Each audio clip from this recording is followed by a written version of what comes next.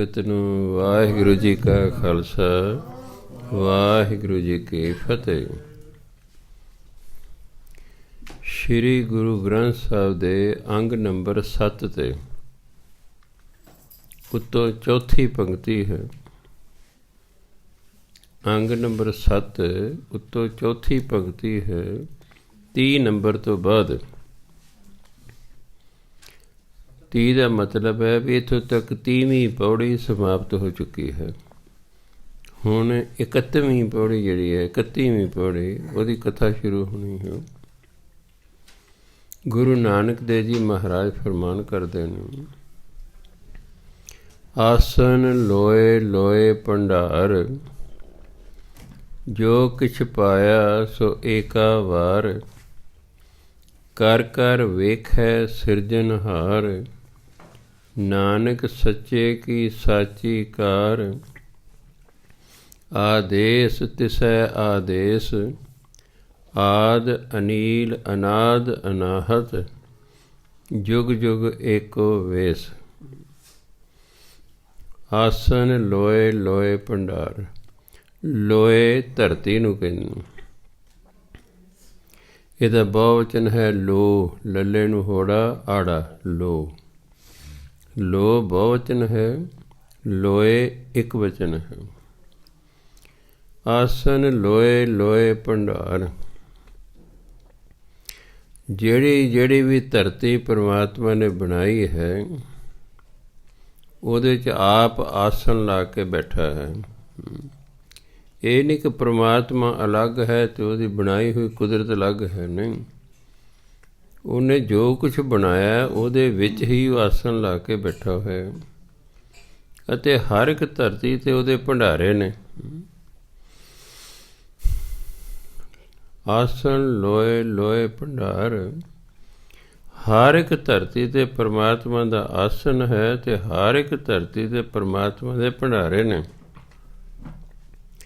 ਜੋ ਕੁਛ ਪਾਇਆ ਸੋ ਏਕਾ ਵਾਰ, ਜੋ ਕੁਝ ਵੀ ਉਹਨੇ ਆਪਣੇ ਭੰਡਾਰਿਆਂ 'ਚ ਪਾਤੇ ਨਾ ਉਹ ਇੱਕੋ ਵਾਰ ਹੀ ਪਾਤੇ। ਉਹਦੇ ਭੰਡਾਰੇ ਕਦੇ ਮੁੱਕਦੇ ਹੀ ਨਹੀਂ। ਜੇ ਮੁੱਕਣ ਤਾਂ ਦੁਬਾਰਾ ਪਾਵੇ ਉਹ। ਉਹਨੇ ਜੋ ਕੁਝ ਪਾਉਣਾ ਸੀ ਆਪਣੇ ਭੰਡਾਰਿਆਂ 'ਚ ਇੱਕੋ ਵਾਰ ਹੀ ਪਾ ਦਿੱਤਾ। ਨਾ ਉਹ ਮੁੱਕਣ ਅਤੇ ਨਾ ਉਹਨੂੰ ਕੋਈ ਦੁਬਾਰਾ ਕੁਛ ਪਾਉਣਾ ਪਵੇ। ਤੁਸੀਂ ਕਹਿੰਦੇ ਵੀ ਇਹ ਮੁੱਕਦੇ ਨਹੀਂ ਹੈਗੇ, ਵੀ ਜਦੋਂ ਆਪਾਂ ਕਿਸੇ ਚੀਜ਼ ਨੂੰ ਵਰਤੀ ਗਏ ਉਹ ਮੁੱਕ ਜਾਏਗੀ, ਨਹੀਂ ਮੁੱਕਦੀ ਹੁੰਦੀ। ਸੰਤ ਈਸ਼ਰ ਸਿੰਘ ਜੀ ਮਹਾਰਾਜ ਰਾੜਾ ਸਾਹਿਬ ਰਿਹਾ ਕਰਦੇ ਸਨ। ਅਜੇ ਨਵੇਂ ਆਏ ਸਨ,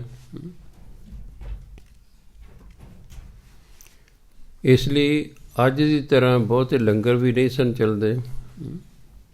ਕੋਈ ਨਵਾਂ ਬੰਦਾ ਆਇਆ ਫਿਰ ਹੌਲੀ ਹੌਲੀ ਕੰਮ ਚਾਲੂ ਹੁੰਦਾ ਹੈ। ਆਪ ਅਜੇ ਛੰਨਾਂ 'ਚ ਹੀ ਰਹਿੰਦੇ, ਛੰਨਾਂ ਪਾਈਆਂ ਹੋਈਆਂ ਸਨ। ਮਰਗਤ ਤੇ ਲੋਕ ਜਾ ਰਹੇ ਨੇ। ਦੁਪਹਿਰ ਹੋ ਗਈ ਹੈ। ਜਿਹੜਾ 150 ਬੰਦਾ ਜਾ ਰਿਹਾ ਸੀ ਮਰਗ 'ਤੇ, ਉਹਨਾਂ ਸੋਚਿਆ ਅਸੀਂ ਲੰਗਰ ਹੀ ਛਕਦੇ ਜਾਈਏ।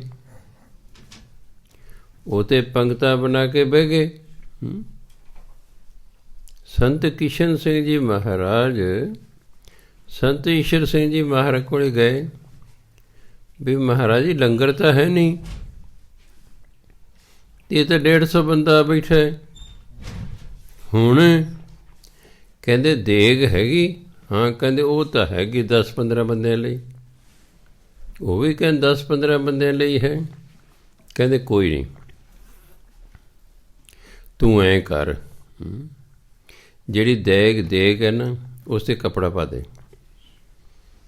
ਤੂੰ ਕੱਪੜਾ ਚੱਕ ਕੇ ਨਹੀਂ ਵੇਖਣਾ, ਬਸ ਬੁੱਕ ਭਰ ਕੇ ਲੱਪ ਭਰ ਕੇ ਨਾ ਦੇਗ ਵਰਤਾਈ ਦੇ। ਉਹਨਾਂ ਨੇ ਸੰਗਤ ਨੂੰ ਕਹਿਣਾ ਵੀ ਦੇਖੋ ਭਾਈ, ਰੋਟੀਆਂ ਤਾਂ ਤੁਸੀਂ ਰੋਜ਼ ਖਾਂਦੇ ਹੋ, ਅੱਜ ਤੁਹਾਨੂੰ ਦੇਗ ਨਾ ਰਜਾਨੇ ਹਾਂ, ਬਸ ਦੇਗ ਨਾ ਰਜਾ ਦੇ, ਵਿਸ਼ਵਾਸ ਰੱਖੀ।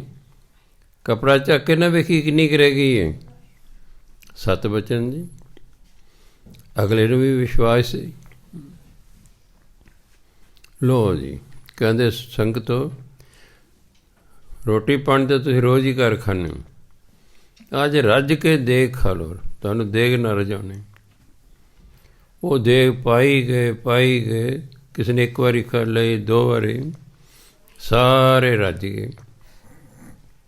ਜਦੋਂ ਸਾਰੇ ਖਾ ਹਟੇ, ਸੰਤ ਬਾਬਾ ਕਿਸ਼ਨ ਸਿੰਘ ਨੇ ਪੌਣਾ ਝੱਕ ਕੇ ਵੇਖਿਆ, ਜਿੰਨੀ ਦੇਗ ਸੀ ਵਰਤਾਉਣ ਵੇਲੇ ਸ਼ੁਰੂ 'ਚ, ਉਨੀ ਫਿਰ ਵੀ ਪਈ ਹੈ।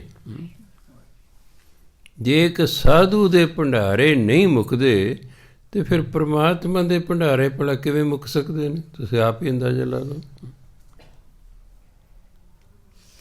ਇੱਕ ਮਹਾਤਮਾ ਦੇ ਕੋਲ 10 ਬੰਦਿਆਂ ਲਈ ਦੇਗ ਹੈ, 150 ਬੰਦੇ ਨੂੰ ਰਜਾਤਾ ਹੈ, ਉਨੀ ਦੀ ਉਨੀ ਦੇਗ ਪਈ ਹੈ ਫਿਰ ਵੀ। ਇਸ ਲਈ ਪਰਮਾਤਮਾ ਨੇ ਆਪਣੇ ਭੰਡਾਰਿਆਂ 'ਚ ਜੋ ਪਾਤਾ ਨਾ, ਮੁੜ ਕੇ ਨਹੀਂ ਪਾਉਣਾ, ਜੋ ਪਾਉਣਾ ਏਕਾ ਵਾਰ। ਪਰਮਾਤਮਾ ਨੇ ਜੋ ਕੁਝ ਆਪਣੇ ਭੰਡਾਰਿਆਂ 'ਚ ਪਾਤਾ ਬਸ ਇੱਕੋ ਵਾਰੀ ਪਾਤਾ, ਉਹ ਮੁੱਕਣਾ ਹੀ ਨਹੀਂ। ਨਾ ਮੁੱਕਣ ਅਤੇ ਨਾ ਦੁਬਾਰਾ ਉਹਨਾਂ 'ਚ ਕੁਝ ਪਾਉਣਾ ਪਵੇ। ਤਾਂ ਇਹ ਤੁਹਾਨੂੰ ਉਦਾਹਰਨ ਦਿੱਤੀ ਹੈ ਵੀ ਨਹੀਂ ਤਾਂ ਬੰਦਾ ਸੋਚਦਾ, ਮੰਨ ਲਓ ਤੁਹਾਡੇ ਕੋਲ 1000 ਰੁਪਈਆ ਹੈ, ਤੁਸੀਂ 1-1 ਰੁਪਈਆ ਵੀ ਵੰਡਣਾ ਸ਼ੁਰੂ ਕਰੋ, ਕੋਈ ਦਿਨ ਕੋਈ ਸਮਝ ਮੁੱਕ ਜਾਏਗਾ। ਉਹ ਬੰਦਾ ਸੋਚਦਾ ਵੀ ਇੱਕੋ ਵਾਰੀ ਭੰਡਾਰਿਆਂ 'ਚ ਪਾਤਾ ਤੇ ਇੰਨੀ ਦੁਨੀਆ ਹੈ, ਕੀ ਉਹ ਮੁੱਕਣਗੇ ਨਹੀਂ? ਦੇਖੋ ਆ ਦਿੱਲੀ ਲੱਖਾਂ ਹੀ ਕਿਸਾਨ ਬੈਠੇ ਨੇ, ਭੰਡਾਰੇ ਦਿਨੋਂ ਦਿਨ ਭਰਪੂਰ ਹੋ ਰਹੇ ਨੇ, ਘੱਟ ਨਹੀਂ ਰਹੇ, ਉੱਥੇ ਭਰਪੂਰ ਹੋ ਰਹੇ ਨੇ। ਪਰਮਾਤਮਾ ਆਪ ਹੀ ਆਪਣੇ ਭੰਡਾਰਿਆਂ 'ਚ ਬਰਕਤ ਪਾਉਂਦਾ ਹੈ।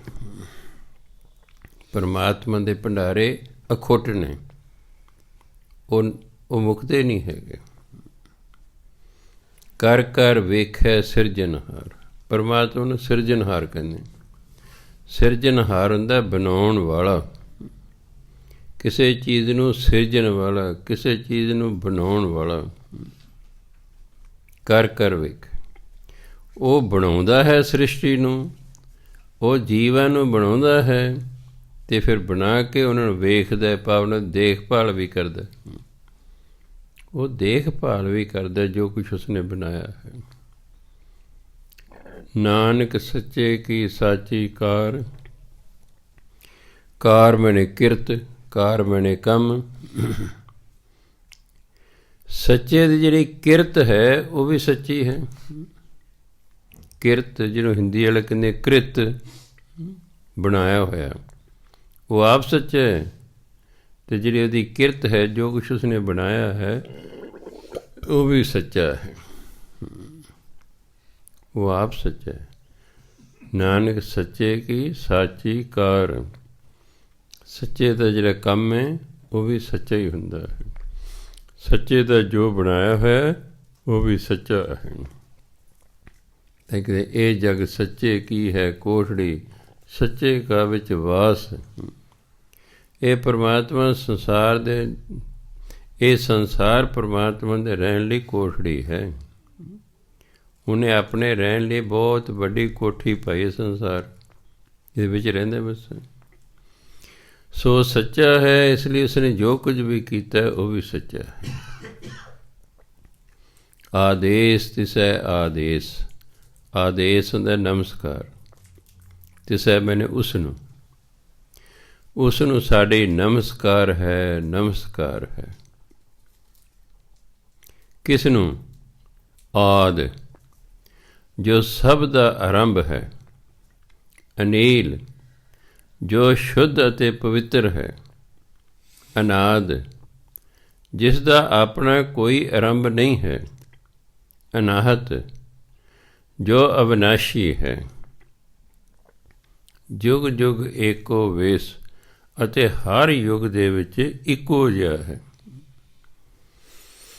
ਉਹ ਪਰਮਾਤਮਾ ਜੋ ਸਭ ਦਾ ਆਦਿ ਹੈ, ਆਰੰਭ ਹੈ, ਜੋ ਅਨੀਲ ਹੈ, ਰੂਪ ਰੰਗ ਤੋਂ ਨਿਆਰਾ ਹੈ, ਸ਼ੁੱਧ ਹੈ, ਪਵਿੱਤਰ ਹੈ, ਅਨਾਦ, ਜਿਹਦਾ ਆਪਣਾ ਕੋਈ ਆਦਿ ਨਹੀਂ ਹੈ, ਆਪਣਾ ਕੋਈ ਆਰੰਭ ਨਹੀਂ ਹੈ, ਅਨਾਹਤ, ਜੋ ਨਾਸ਼ ਨਹੀਂ ਹੁੰਦਾ, ਭਾਵ ਜੋ ਅਵਿਨਾਸ਼ੀ ਹੈ ਅਤੇ ਜੋ ਹਰ ਯੁੱਗ ਵਿੱਚ ਇੱਕੋ ਜਿਹਾ ਹੈ, ਉਸ ਨੂੰ ਕਹਿੰਦੇ ਸਾਡੀ ਨਮਸਕਾਰ ਹੈ। ਅਗਲੀ ਪੌੜੀ 'ਚ ਇੱਕ ਦੂੰ ਜੀ ਬਹੁ, ਖਿਆਲ ਰੱਖਣਾ, ਕਈ ਦੂੰ ਵੀ ਕਹਿੰਦੇ ਨੇ ਅਤੇ ਅੱਗੇ ਜੀਭੋਂ ਵੀ ਕਹਿੰਦੇ ਨੇ। ਜੀਭ ਹੁੰਦਾ ਜੀਭ ਤੂੰ, ਅਤੇ ਦੂੰ ਮੈਨੇ ਵੀ ਤੂੰ, ਫਿਰ ਦੋ ਵਾਰੀ ਤਾਂ ਤੂੰ ਨਹੀਂ ਹੋ ਸਕਦਾ। ਜੀਭੋ ਮੈਨੇ ਹੁੰਦਾ ਜੀਭਾਂ, ਇੱਕ ਦੂੰ ਜੀਭੋ ਲੱਖ ਹੂੰ ਹੈ। ਜੇ ਇੱਕ ਜੀਭ ਤੋਂ ਲੱਖਾਂ ਜੀਭਾਂ ਹੋ ਜਾਣ, ਜੇ ਇੱਕ ਜੀਭ ਤੋਂ ਲੱਖਾਂ ਜੀਭਾਂ ਹੋ ਜਾਣ, ਲੱਖ ਹੋਵੇਂ ਲੱਖ 20, ਅਤੇ ਲੱਖ ਜੀਭ ਤੋਂ 20 ਲੱਖ ਜੀਭਾਂ ਹੋ ਜਾਣ। ਕਹਿੰਦੇ ਜੇ ਇੱਕ ਜੀਭ ਤੋਂ ਲੱਖ ਜੀਭਾਂ ਹੋ ਜਾਣ, ਲੱਖ ਤੋਂ 20 ਲੱਖ ਹੋ ਜਾਣ, ਲੱਖ ਲੱਖ ਗੇੜਾ ਆਖੀਐ ਏਕ ਨਾਮ ਜਗਦੀਸ਼। ਇਹਨੂੰ ਆਖੀਆਂ ਨਹੀਂ ਪੜ੍ਹਨਾ। ਆਖੀਆਂ ਦਾ ਮਤਲਬ ਆਖੇ ਜਾਂਦੇ ਹਨ।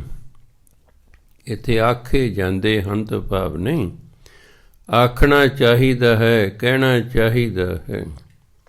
ਲੱਖ ਲੱਖ ਗੇੜਾ ਆਖੀਐ ਏਕ ਨਾਮ ਜਗਦੀਸ਼। ਹਰ ਇੱਕ ਜੀਵ ਦੇ ਨਾਲ ਲੱਖ ਲੱਖ ਲੱਖ ਵਾਰੀ, ਗੇੜਾ ਬਣੇ ਵਾਰੀ, ਹਰ ਇੱਕ ਜੀਵ ਨਾਲ। ਦੇਖੋ ਕਹਿੰਦੇ ਇੱਕ ਜੀਵ ਤੋਂ ਜੇ ਲੱਖ ਜੀਵਾਂ ਹੋ ਜਾਣ, ਲੱਖ ਤੋਂ 20 ਲੱਖ ਜੀਵਾਂ ਹੋ ਜਾਣ, ਹਰ ਇੱਕ ਜੀਵ ਦੇ ਨਾਲ ਲੱਖ ਲੱਖ ਵਾਰ ਪਰਮਾਤਮਾ ਦਾ ਨਾਮ ਜਪਣਾ ਚਾਹੀਦਾ ਹੈ। ਹਰ ਇੱਕ ਜੀਵ ਦੇ ਨਾਲ ਲੱਖ ਲੱਖ ਵਾਰ ਪਰਮਾਤਮਾ ਦਾ ਨਾਮ ਜਪਣਾ ਚਾਹੀਦਾ ਹੈ। ਨਾਮ ਦੀ ਇੰਨੀ ਮਹਿਮਾ ਹੈ। ਗੁਰੂ ਮਹਾਰਾਜ ਕਹਿੰਦੇ ਨਹੀਂ, ਇੱਕ ਜੀਵ ਤੇ ਥੋੜ੍ਹੀ ਹੈ, ਲੱਖ ਜੀਵਾਂ ਚਾਹੀਦੀਆਂ, ਕਿਉਂਕਿ ਇੱਕ ਜੀਵ ਨਾਲ ਹੈ ਸੱਚੇ ਪਾਤਸ਼ਾਹ ਤੇਰਾ ਸਾਰਾ ਮਹਿਮਾ ਗਾਈ ਹੀ ਨਹੀਂ ਜਾਂਦੀ। ਲੱਖ ਜੀਵਾਂ ਚਾਹੀਦੀਆਂ। ਫਿਰ ਕਹਿ ਨਹੀਂ, ਲੱਖ ਨਹੀਂ, 20 ਲੱਖ ਚਾਹੀਦੀਆਂ। ਅਤੇ ਫਿਰ ਹਰ ਇੱਕ ਜੀਵ ਨਾਲ ਲੱਖ ਲੱਖ ਵਾਰ ਪਰਮਾਤਮਾ ਦਾ ਨਾਮ ਜਪਣਾ ਚਾਹੀਦਾ। ਹੁਣ 20 ਲੱਖ ਨੂੰ 1 ਲੱਖ ਨਾਲ ਹੋਰ ਗੁਣਾ ਕਰ ਲਓ, ਕਿੰਨੇ ਕਰੋੜ ਅਰਬ ਵਾਰ ਹੋ ਗਏ। ਅਤੇ ਜਦੋਂ ਇੰਨੇ ਵਾਰ ਹੋ ਜਾਏਗਾ, ਅਰਬਾਂ ਵਾਰ ਹੋ ਜਾਏਗਾ, ਉਹਦਾ ਨਾਮ ਜਪਿਆ ਜਾਏਗਾ, ਆਪੇ ਉਹਨੇ ਮਿਲ ਪੈਣਾ ਹੈ। ਕਹਿੰਦੇ ਇਸ ਲਈ ਹਰ ਇੱਕ ਜੀਵ ਦੇ ਨਾਲ ਲੱਖ ਲੱਖ ਵਾਰ ਉਸ ਇੱਕ ਪਰਮਾਤਮਾ ਦਾ ਨਾਮ ਜਪਣਾ ਚਾਹੀਦਾ। ਜਗਦੀਸ਼ ਹੁੰਦਾ ਜਗਤ ਈਸ਼, ਜਗ ਈਸ਼, ਜਗਤ ਈਸ਼, ਸਾਰੇ ਸੰਸਾਰ ਦਾ ਜੋ ਮਾਲਕ ਹੈ, ਪਾਪ ਪਰਮਾਤਮਾ, ਉਹਦਾ ਜਿਹੜਾ ਨਾਮ ਹੈ ਹਰ ਇੱਕ ਜੀਵ ਦੇ ਨਾਲ ਲੱਖ ਲੱਖ ਵਾਰ ਜਪਣਾ ਚਾਹੀਦਾ ਹੈ। ਏਤ ਰਾਹ ਪਤ ਪਵੜੀਆਂ, ਇਹਨੂੰ ਰਾਹੇ ਨਹੀਂ ਪੜ੍ਹਨਾ, ਇਸ ਨੂੰ ਰਾਹੇ ਨਹੀਂ ਪੜ੍ਹਨਾ। ਰਾਹ ਹੈਗਾ ਨਾਮ, ਨਾਉਨ ਜਿਹਨੂੰ ਇੰਗਲਿਸ਼ ਕਹਿੰਦੇ ਨੇ। ਨਾਮ ਦੇ ਹਾਹੇ ਨੂੰ ਲੱਗੀ ਸਿਹਾਰੀ ਜਾਂ ਔਂਕੜ ਨਹੀਂ ਬੋਲਦੇ, ਬਾਕੀ ਰਹਿ ਕੇ ਰਾਰਣ ਕਰਨਾ ਹਾਹਾ ਰਾਹ। ਹਾਹੇ ਨੂੰ ਸਿਹਾਰੀ ਤੇ ਇਸ ਲਈ ਰਾਹ ਵਿੱਚ ਜਾਂ ਰਾਹ ਉੱਤੇ। ਏਤ ਰਾਹ ਪਤ ਪਵੜੀਆਂ, ਚੜ੍ਹੀਏ ਹੋਏ ਅਕੀਸ। ਪਤ ਪਾਪ ਪਰਮਾਤਮਾ, ਕਿਉਂਕਿ ਸਾਡਾ ਪਤੀ ਪਰਮਾਤਮਾ ਹੈ, ਸਭ ਦਾ ਪਤੀ ਪਰਮਾਤਮਾ ਹੈ। ਭਾਵੇਂ ਅਸੀਂ ਬੰਦੇ ਹਾਂ, ਗੁਰਬਾਣੀ ਕਹਿੰਦੇ ਬੰਦਾ ਤੇ ਇੱਕੋ ਹੈ, ਬਾਕੀ ਸਾਰੀਆਂ ਔਰਤਾਂ ਹਨ, ਉਹ ਪਰਮਾਤਮਾ। ਅਸੀਂ ਭਾਵੇਂ ਦੇਖਣ ਨੂੰ ਬੰਦੇ ਹਾਂ, ਪਰ ਧਰਮ ਅਨੁਸਾਰ ਅਸੀਂ ਔਰਤਾਂ ਹਾਂ। ਤੇ ਪਰਮਾਤਮਾ ਸਾਡਾ ਪਤੀ ਹੈ। ਇਹ ਤਰਾ ਪਤ ਪਵੜੀਆਂ, ਪਵੜੀਆਂ ਮੈਨੇ ਪੌੜੀਆਂ। ਵਾਹ ਵਾਹ ਹਿੰਦੀ ਦਾ ਵਾਹਵੇ ਤੋਂ ਪੰਜਾਬੀ ਜਦੋਂ ਬਣਦੇ ਫਿਰ ਊੜਾ ਹੋ ਜਾਂਦਾ ਹੈ। ਪਾਮ ਪਾਉ ਜੋ ਕਿ ਪੰਜਾਬੀ ਪਾਉ, ਵਾਹ ਵਾਹ ਊੜੇ 'ਚ ਬਦਲ ਗਿਆ। ਥਾਮ ਥਾਉ, ਨਾਮ ਨਾਉ, ਇਸ ਤਰ੍ਹਾਂ ਫਿਰ ਵਾਹ ਵਾਹ ਊੜੇ 'ਚ ਬਦਲ ਗਿਆ। ਤਵ ਤਉ, ਇਹ ਤਰਾ ਪਤ ਪੌੜੀਆਂ।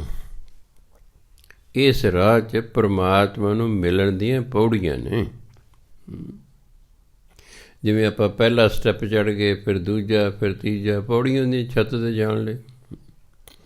ਪਰਮਾਤਮਾ ਨੂੰ ਮਿਲਣ ਲਈ ਵੀ, ਸੱਚਖੰਡ ਜਾਣ ਲਈ ਵੀ ਪੌੜੀਆਂ ਨੇ।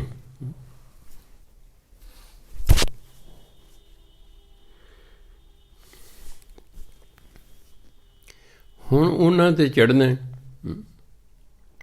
ਨਾਲ ਕੰਡੀਸ਼ਨ ਕੀ ਹੈ? ਚੜ੍ਹੀਏ ਹੋਏ 21, 21 ਹੁੰਦਾ ਇੱਕ, ਅਸੀਂ ਹੈਗੇ 2 ਕਹਿੰਦੇ ਨੇ। ਅਸੀਂ ਦਾਲਾਂ, ਅਸੀਂ ਸਾਬਤ ਬੀਜ ਨਹੀਂ ਹਾਂ। ਸਾਬਤ ਬੀਜ ਉੱਗਿਆ ਕਰਦਾ, ਦਾਲ ਨਹੀਂ ਉੱਗਿਆ ਕਰਦੀ। ਦਾਲ ਦਾਣੇ ਦੇ 2 ਫਾੜ ਨੇ। ਜਿਵੇਂ ਕਿਸੇ ਦਾਣੇ ਵਿਚਾਲਿਓਂ ਚੀਰਦੀ ਹੈ, 2 ਫਾੜ ਹੋ ਗਏ ਦਾਲ। ਸਾਡੇ ਅੰਦਰ ਵੀ ਦਵੈਤ ਹੈ, ਆਪਣਾ ਹੈ, ਬੇਗਾਨਾ ਹੈ। ਇਹ ਦਵੈਤ ਹੈ, ਆਪਣਾ ਬੇਗਾਨਾ ਹੈ, ਅਮੀਰ ਹੈ, ਗਰੀਬ ਹੈ, ਸੁਖੀ ਹੈ, ਦੁਖੀ ਹੈ। 2 ਨੇ। ਜਿੰਨਾ ਚਿਰ ਅੰਦਰ 2 ਹੋਣਗੇ ਉਸ ਪਰਮਾਤਮਾ ਨੂੰ ਨਹੀਂ ਮਿਲਿਆ ਜਾ ਸਕਦਾ। ਜਿੰਨਾ ਚਿਰ ਕੋਈ ਆਪਣਾ ਕੋਈ ਬੇਗਾਨਾ ਹੈ, ਪਰਮਾਤਮਾ ਨਾਲ ਮੇਲ ਨਹੀਂ ਹੁੰਦਾ। ਜਿੰਨਾ ਚਿਰ ਕੋਈ ਦੋਸਤ ਹੈ, ਕੋਈ ਵੈਰੀ ਹੈ ਮਨ 'ਚ, ਪਰਮਾਤਮਾ ਨਾਲ ਮੇਲ ਨਹੀਂ ਹੋ ਸਕਦਾ। ਸਾਡੇ ਅੰਦਰ ਦਵੈਤ ਹੈ। ਇਹ ਦਵੈਤ ਮਿਟੇ ਕਿਵੇਂ? ਸਾਡੇ ਜ਼ੋਰ ਲਾਇਆ ਨਹੀਂ ਮਿਟਣੀ। ਇਹ ਨਾਮ ਜਪ ਜਪ ਕੇ ਮਿਟਦੀ ਹੈ। ਨਾਮ ਜਪੀ ਜਾਓ, ਜਪੀ ਜਾਓ।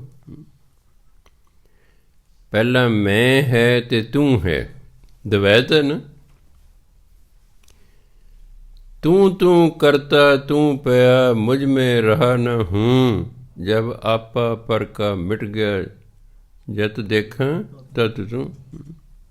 आपा पर का, ਆਪਣਾਪਣ ਬੇਗਾਨਾਪਣ, ਇਹ ਖਤਮ ਹੋ ਜਾਂਦਾ। ਵਿਸਰ ਗਈ ਸਭ ਤਾਤ ਪਰਾਈ, ਜਬ ਤੇ ਸਾਧ ਸੰਗਤ ਮੋਹਿ ਪਾਈ। ਨਾ ਕੋ ਬੈਰੀ ਨਾਹੀ ਬੇਗਾਨਾ, ਸਗਲ ਸੰਗ ਹਮਕੋ ਬਣਾਈ। ਜੇ ਕੋਈ ਬੇਗਾਨਾ ਹੈ ਤੇ ਤਾਂ ਹੀ ਅਸੀਂ ਉਹਦਾ ਬੁਰਾ ਸੋਚ ਸਕਦੇ ਹਾਂ। ਪਰ ਕਾ ਬੁਰਾ ਨਾ ਰੱਖੋ ਚੀਤ, ਤੁਮਕੋ ਦੁੱਖ ਨਹੀਂ ਭਾਈ ਮੀਤ। ਕਿਸੇ ਦਾ ਬੁਰਾ ਕਰਨ ਸੋਚੋ ਹੀ ਨਾ। ਬੁਰਾ ਅਸੀਂ ਤਾਂ ਹੀ ਸੋਚਾਂ ਜੇ ਕੋਈ ਬੇਗਾਨਾ ਹੈ, ਕੋਈ ਮਾੜਾ ਹੈ। ਭਜਨ ਬੰਦਗੀ ਕਰਦਿਆਂ ਕਰਦਿਆਂ ਕਰਦਿਆਂ ਇਹ 2 ਤੋਂ ਮਨੁੱਖ ਇੱਕ ਹੁੰਦਾ ਜਾਂਦਾ। ਦਵੈ ਤੇ ਏਕ ਰੂਪ ਹੋਏ ਗਏ। 10ਵੇਂ ਪਾਤਸ਼ਾਹ ਕਹਿੰਦੇ ਨਾ, ਕਹਿੰਦੇ ਸੀ ਹੇਮਕੁੰਡ ਪਰਬਤ 'ਤੇ ਬੜੀ ਭਾਰੀ ਤਪੱਸਿਆ ਕੀਤੀ।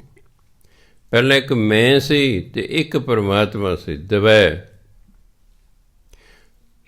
ਭਜਨ ਬੰਦਗੀ ਤਪੱਸਿਆ ਕਰਦਿਆਂ ਕਰਦਿਆਂ ਕਰਦਿਆਂ ਕਹਿੰਦੇ ਮੈਂ ਉਹਦੇ ਵਿੱਚ ਹੀ ਜਾ ਮਿਲਿਆ। ਦਵੈ ਤੇ ਏਕ ਰੂਪ ਹੋਏ ਗਏ। ਮੇਰੇ ਤੇ ਪਰਮਾਤਮਾ 'ਚ ਕੋਈ ਫਰਕ ਹੀ ਨਾ ਰਿਹਾ। ਤਾਂ ਹੀ ਮੇਲ ਹੋਏਗਾ ਨਾ। ਇਸ ਲਈ ਪਰਮਾਤਮਾ ਨੂੰ ਮਿਲਣਾ ਹੈ ਤਾਂ ਉਹਦੇ ਰਸਤੇ 'ਚ ਹੈਗੀਆਂ ਪੌੜੀਆਂ। ਇਸ ਪੌੜੀ 'ਤੇ ਚੜ੍ਹਨਾ ਹੁਣ ਆਪਣੇ ਆਪ ਨੂੰ ਇੱਕ ਕਰਨਾ ਪਵੇਗਾ, ਪਰਮਾਤਮਾ ਨਾਲ ਇੱਕ ਮਿਕ ਹੋਣਾ ਪਵੇਗਾ, ਤਾਂ ਉਹਦੇ ਤੱਕ ਪਹੁੰਚ ਸਕਦੇ ਹਾਂ ਅਸੀਂ। ਜਿੱਥੇ ਦਵੈਤ ਹੋ, ਜਿੰਨਾ ਚਿਰ 2 ਹੈ, ਇੱਕ ਮੈਂ ਇੱਕ ਪਰਮਾਤਮਾ ਹੈ, ਨਹੀਂ ਗੱਲ ਬਣਦੀ। ਇੱਕ ਹੋਣਾ ਪਵੇਗਾ। ਤੇ ਇਹ ਜਦੋਂ ਸਿਮਰਨ ਕਰਦੇ ਰਹੀਏ ਅੰਦਰ ਦਵੈਤ ਭਾਵਨਾ ਖਤਮ ਹੋਣੀ ਸ਼ੁਰੂ ਹੋ ਜਾਂਦੀ ਹੈ, ਬੇਗਾਨਾਪਣ ਖਤਮ ਹੋਣਾ ਸ਼ੁਰੂ ਹੋ ਜਾਂਦਾ ਹੈ, ਅੰਦਰਲਾ ਪਿਆਰ ਦੂਜਿਆਂ ਲਈ ਵੱਧਦਾ ਜਾਂਦਾ, ਬੇਗਾਨਾ ਕੋਈ ਲੱਗਦਾ ਹੀ ਨਹੀਂ ਹੈਗਾ। ਹੌਲੀ ਹੌਲੀ ਸਾਰੇ ਆਪਣੇ ਲੱਗਣ ਲੱਗ ਜਾਂਦੇ, ਹਿਰਦਾ ਵਿਸ਼ਾਲ ਹੋ ਜਾਂਦਾ ਹੈ। ਇਹ ਜਾਤ ਪਾਤ ਧਰਮ ਦੇ ਵਖਰੇਵਿਆਂ ਤੋਂ ਉੱਪਰ ਉੱਠ ਜਾਂਦਾ ਬੰਦਾ, ਕਿਉਂ ਜਿੰਨਾ ਚਿਰ ਦਵੈਤ ਭਾਵਨਾ ਹੈ ਉਹਨਾਂ ਚਿਰ ਇਹ ਚੰਗਾ ਧਰਮ ਹੈ, ਮਾੜੇ ਦਾ ਹੈ, ਉੱਚੀ ਜਾਤ ਹੈ, ਇਹ ਨੀਵੀਂ ਜਾਤ ਹੈ, ਇਸ ਤਰ੍ਹਾਂ ਦੇ ਵਿਚਾਰ ਰਹਿੰਦੇ ਮਨੁੱਖ ਦੇ ਅੰਦਰ। ਭਜਨ ਬੰਦਗੀ ਕਰਦਿਆਂ ਸੋਚ ਉੱਚੀ ਹੁੰਦੀ ਜਾਂਦੀ ਹੈ। ਜਿਉਂ ਸੋਚ ਉੱਚੀ ਹੁੰਦੀ ਜਾਂਦੀ ਹੈ ਤਿਉਂ ਮਨੁੱਖ ਜਿਹੜਾ ਹੈ ਦੂਜੇ ਦਾ ਭਲਾ ਸੋਚਣਾ ਸ਼ੁਰੂ ਕਰ ਦਿੰਦਾ, ਫਿਰ ਬੁਰਾ ਸੋਚਦਾ ਹੀ ਨਹੀਂ ਹੈ। ਜੇ ਉਹਦੇ ਨਾਲ ਕੋਈ ਬੁਰਾ ਕਰ ਵੀ ਗਿਆ ਤਾਂ ਵੀ ਉਹਦਾ ਬੁਰਾ ਨਹੀਂ ਕਰਦਾ। ਉਹ ਕਹਿੰਦਾ ਫਿਰ ਇਹਦੇ ਤੇ ਮੇਰੇ 'ਚ ਕੀ ਫਰਕ ਰਿਹਾ, ਇਹਨੇ ਮੇਰਾ ਬੁਰਾ ਕੀਤਾ, ਮੈਂ ਇਹਦਾ ਬੁਰਾ ਕਰਤਾ, ਫਿਰ ਤਾਂ ਮੈਂ ਇਹਦੇ ਵਰਗਾ ਹੀ ਹੋਇਆ ਨਾ। ਸਾਧੂ ਦੇ ਸੰਸਾਰੀ 'ਚ ਇਹੀ ਫਰਕ ਹੁੰਦਾ ਹੈ। ਸਾਧੂ ਨੂੰ ਆਪਣੇ ਆਪ ਨੂੰ ਪਰਖ ਲੈਣਾ ਚਾਹੀਦਾ ਇਸ ਗੱਲ 'ਤੇ। ਕਿਸੇ ਨੇ ਸਾਧੂ ਦੀ ਨਿੰਦਿਆ ਕੀਤੀ, ਸਾਧੂ ਨੇ ਸਟੇਜ 'ਤੇ ਖੜ੍ਹ ਕੇ ਕੁਝ ਕਹਿਣਾ ਸ਼ੁਰੂ ਕਰ ਦਿੱਤਾ ਹੈ, ਇਹਦਾ ਮਤਲਬ ਹੈ ਸਾਧੂ ਦੇ ਅੰਦਰ ਅਜੇ ਹਉਮੈ ਨੂੰ ਸੱਟ ਵੱਜੀ ਵੀ ਇਹਨੇ ਕਿਉਂ ਮੇਰੇ ਬਾਰੇ ਐਂ ਕਿਹਾ। ਸਾਧੂ ਨੂੰ ਕਦੇ ਸੰਸਾਰੀਆਂ ਵਾਲੀ ਸੋਚ ਨਹੀਂ ਰੱਖਣੀ ਚਾਹੀਦੀ, ਨਹੀਂ ਤਾਂ ਫਿਰ ਸੰਸਾਰੀ ਵੀ ਨਿੰਦਿਆ ਕਰੇ ਅਤੇ ਸਾਧੂ ਉਹਦੀ ਨਿੰਦਿਆ ਕਰੇ, ਫਿਰ ਤਾਂ ਇੱਕੋ ਜਿਹੇ ਹੋ ਗਏ ਨਾ। ਸੰਤ ਨਾ ਛੋੜੈ ਸੰਤ ਹੀ ਜੋ ਕੋਟਿਕ ਮਿਲੇ ਅਸੰਤ। ਕਹਿੰਦੇ ਕਰੋੜਾਂ ਅਸੰਤ ਮਿਲ ਪੈਣ, ਜਿਹੜਾ ਸੰਤ ਹੈ ਆਪਣਾ ਸੁਭਾਅ ਨਹੀਂ ਤਿਆਗਦਾ, ਉਹ ਆਪਣਾ ਸੁਭਾਅ ਹੀ ਨਹੀਂ ਤਿਆਗਦਾ ਹੈ, ਉਹ ਸ਼ਾਂਤ ਚਿੱਤ ਰਹਿੰਦਾ ਹੈ। ਉਹਨੂੰ ਗਿਆਨ ਹੈ ਕਿ ਲੋਕਾਂ ਦੇ ਗੁਰੂ ਨਾਨਕ ਨੂੰ ਨਹੀਂ ਬਖਸ਼ਿਆ, ਮੈਂ ਕਿਹਦਾ ਵਿਚਾਰਾਂ। ਉਹਨੂੰ ਹਮੇਸ਼ਾ ਯਾਦ ਰਹਿੰਦਾ ਹੈ ਕਿ ਲੋਕਾਂ ਨੇ ਤਾਂ ਗੁਰੂ ਨਾਨਕ ਨੂੰ ਨਹੀਂ ਬਖਸ਼ਿਆ, ਉਹਦੀ ਨਿੰਦਿਆ ਕਰਦੇ ਕਿ ਕੋਈ ਆਖੇ ਭੂਤ ਨਾ, ਕੋਈ ਕਹੇ ਬੇਤਾਲਾ, ਕੋਈ ਆਖੇ ਆਦਮੀ ਨਾਨਕ ਵਿਚਾਰ। ਕੋਈ ਕਹਿੰਦੇ ਤਾਂ ਭੂਤ ਹੈ, ਬੇਤਾਲਾ ਹੁੰਦਾ ਜੇ ਸਿਰ ਪੈਰ ਸਿਰ ਉਖੜ ਜਾਣ, ਸੁਰਤਾਲ ਜਿਹਦਾ ਨਾ ਰਹੇ, ਭਾਵ ਮੂਰਖ। ਕੋਈ ਕਹਿੰਦੇ ਤਾਂ ਮੂਰਖ ਹੈ, ਕੋਈ ਕਹਿੰਦੇ ਤਾਂ ਭੂਤਨਾ ਹੈ, ਕੋਈ ਕਹਿੰਦੇ ਨਹੀਂ ਯਾਰ ਵਿਚਾਰਾ ਬੰਦਾ ਹੈ। ਸਿਆਣੇ ਕਹਿੰਦੇ ਨੇ ਆਰੀ ਨੂੰ ਇੱਕ ਪਾਸੇ ਦਿੰਦੇ ਹੁੰਦੇ ਨੇ, ਸੰਸਾਰ ਨੂੰ ਦੋਨੋਂ ਪਾਸੇ ਹੁੰਦੇ ਨੇ, ਇਹ ਕਿਸੇ ਤਰ੍ਹਾਂ ਵੀ ਨਹੀਂ ਛੱਡਦਾ। ਇਸ ਲਈ ਸਾਧੂਆਂ ਦਾ ਫਰਜ਼ ਹੈ ਆਪਣੇ ਚੇਲੇ ਬਾਲਕਿਆਂ ਨੂੰ ਆ ਕੇ ਕਹਿ ਦੇਣ ਕਿ ਭਾਈ ਕੋਈ ਮੇਰੇ ਬਾਰੇ ਚੰਗਾ ਕਹਿੰਦਾ, ਮੰਦਾ ਕਹਿੰਦਾ, ਮੈਨੂੰ ਨਹੀਂ ਆ ਕੇ ਦੱਸਣਾ, ਮੈਨੂੰ ਆ ਕੇ ਦੱਸਣਾ ਵੀ ਫਲਾਣਾ ਤੁਹਾਡੀ ਵਡਿਆਈ ਕਰ ਰਿਹਾ ਸੀ ਜੀ, ਫਲਾਣਾ ਤੁਹਾਡੀ ਨਿੰਦਿਆ ਕਰ ਰਿਹਾ ਸੀ। ਵਡਿਆਈ ਸੁਣ ਕੇ ਫਿਰ ਬੰਦਾ ਖੁਸ਼ ਹੋਏਗਾ, ਨਿੰਦਿਆ ਸੁਣ ਕੇ ਦੁਖੀ ਹੋਵੇਗਾ। ਅਤੇ ਜਿਹੜਾ ਵਡਿਆਈ ਸੁਣ ਕੇ ਖੁਸ਼ ਹੋਵੇ ਅਤੇ ਨਿੰਦਿਆ ਸੁਣ ਕੇ ਦੁਖੀ ਹੋਵੇ, ਇਹਦਾ ਮਤਲਬ ਅਜੇ ਉਹ ਸਾਧੂ ਨਹੀਂ ਬਣਿਆ। ਇਹ ਖਿਆਲ ਰੱਖਣਾ, ਇੱਕ ਕਸਵੱਟੀ ਹੁੰਦੀ ਹੈ ਜਿੱਥੇ ਜਾ ਕੇ ਪਰਖਿਆ ਜਾਂਦਾ ਹੈ ਵੀ ਸਾਧੂ ਹੋ ਗਿਆ ਕਿ ਨਹੀਂ ਹੋ ਗਿਆ। ਸੰਗਤ ਨੂੰ ਵਿਚਾਰੀ ਨੂੰ ਕੀ ਪਤਾ, ਉਹਨਾਂ ਤੇ ਸੰਤ ਮਹਾਤਮਾ ਕਹਿਣੀ ਕਹਿਣਾ ਹੈ। ਇਹ ਤਾਂ ਜਿਹਨੇ ਸੰਤ ਮਹਾਤਮਾ ਕਹਿਲਾਉਣਾ ਹੈ ਉਹਨੂੰ ਇਹ ਵੇਖਣਾ ਪਏਗਾ ਕਿ ਕੀ ਸੰਤ ਵਾਲੇ ਸਾਧ ਵਾਲੇ ਮੇਰੇ ਅੰਦਰ ਗੁਣ ਪੈਦਾ ਹੋ ਗਏ। ਜਦੋਂ ਹੋ ਜਾਣਗੇ ਫਿਰ 21 ਹੋ ਜਾਏਗਾ ਉਹ, ਅਤੇ ਜਦੋਂ 21 ਹੋ ਜਾਏਗਾ ਫਿਰ ਉਸ ਇੱਕ ਨਾਲ ਹੀ ਮਿਲਿਆ ਜਾ ਸਕਦਾ ਹੈ। ਸੁਣ ਗੱਲਾਂ ਆਕਾਸ਼ ਕੀ, ਖਿਆਲ ਰੱਖਣਾ ਇਹ ਕੀ ਨਹੀਂ ਪੜ੍ਹਨਾ, ਕੀ ਇੱਕ ਵਚਨ ਹੁੰਦਾ ਹਿੰਦੀ 'ਚ, ਗੱਲਾਂ ਬਹੁਵਚਨ ਨੇ। ਕੀ ਤੋਂ ਹਿੰਦੀ 'ਚ ਹੁੰਦਾ ਕੀ, ਕੱਕੇ ਨੂੰ ਬਿਹਾਰੀ ਬਿੰਦੀ। ਸੁਣ ਗੱਲਾਂ ਆਕਾਸ਼ ਕੀ, ਖਿਆਲ ਰੱਖਣਾ ਪੜ੍ਹ ਕਰਦੇ ਘਰ, ਕਿਉਂਕਿ 99.99% ਪਾਠੀ ਇਹੀ ਪੜ੍ਹਦੇ ਸੁਣ ਗੱਲਾਂ ਆਕਾਸ਼ ਕੀ। ਉਹ ਤਾਂ ਹੁੰਦਾ ਸੁਣ ਗੱਲ ਆਕਾਸ਼ ਕੀ, ਫਿਰ ਤਾਂ ਠੀਕ ਹੈ। ਜਦੋਂ ਬਹੁਵਚਨ ਬਣਾਉਣਾ ਹੈ ਉਦੋਂ ਫਿਰ ਬਿੰਦੀ ਲਾ ਕੇ ਬਹੁਵਚਨ ਬਣੇ। ਕੀਤ ਬਣ ਗਿਆ ਕੀ, ਸੁਣ ਗੱਲਾਂ ਆਕਾਸ਼ ਕੀ, ਕੀਟਾਂ ਆਈ ਰੀਸ। ਕੀਟ ਕੀੜੇ ਨੂੰ ਕਹਿੰਦੇ ਨੇ। ਆਕਾਸ਼ ਦੀਆਂ ਗੱਲਾਂ ਸੁਣ ਕੇ, ਸੱਚਖੰਡ ਦੀਆਂ ਗੱਲਾਂ ਸੁਣ ਕੇ ਹੈ ਕੀੜਾ ਵੀ ਰੀਸ ਕਰਦਾ, ਮੈਂ ਵੀ ਸੱਚਖੰਡ 'ਚ ਪਹੁੰਚਾ, ਮੈਂ ਵੀ ਆਕਾਸ਼ 'ਤੇ ਜਾਵਾਂ। ਹੈ ਕੀੜਾ ਨਹੀਂ ਉੱਡ ਸਕਦਾ ਹੁੰਦਾ, ਕਿਉਂਕਿ ਸੱਚਖੰਡ ਜਾਣ ਲਈ, ਪਰਮਾਤਮਾ ਨੂੰ ਮਿਲਣ ਲਈ, ਆਕਾਸ਼ ਜਾਣ ਲਈ ਉਹ ਗੁਣ ਵੀ ਚਾਹੀਦੇ ਹੁੰਦੇ ਨੇ।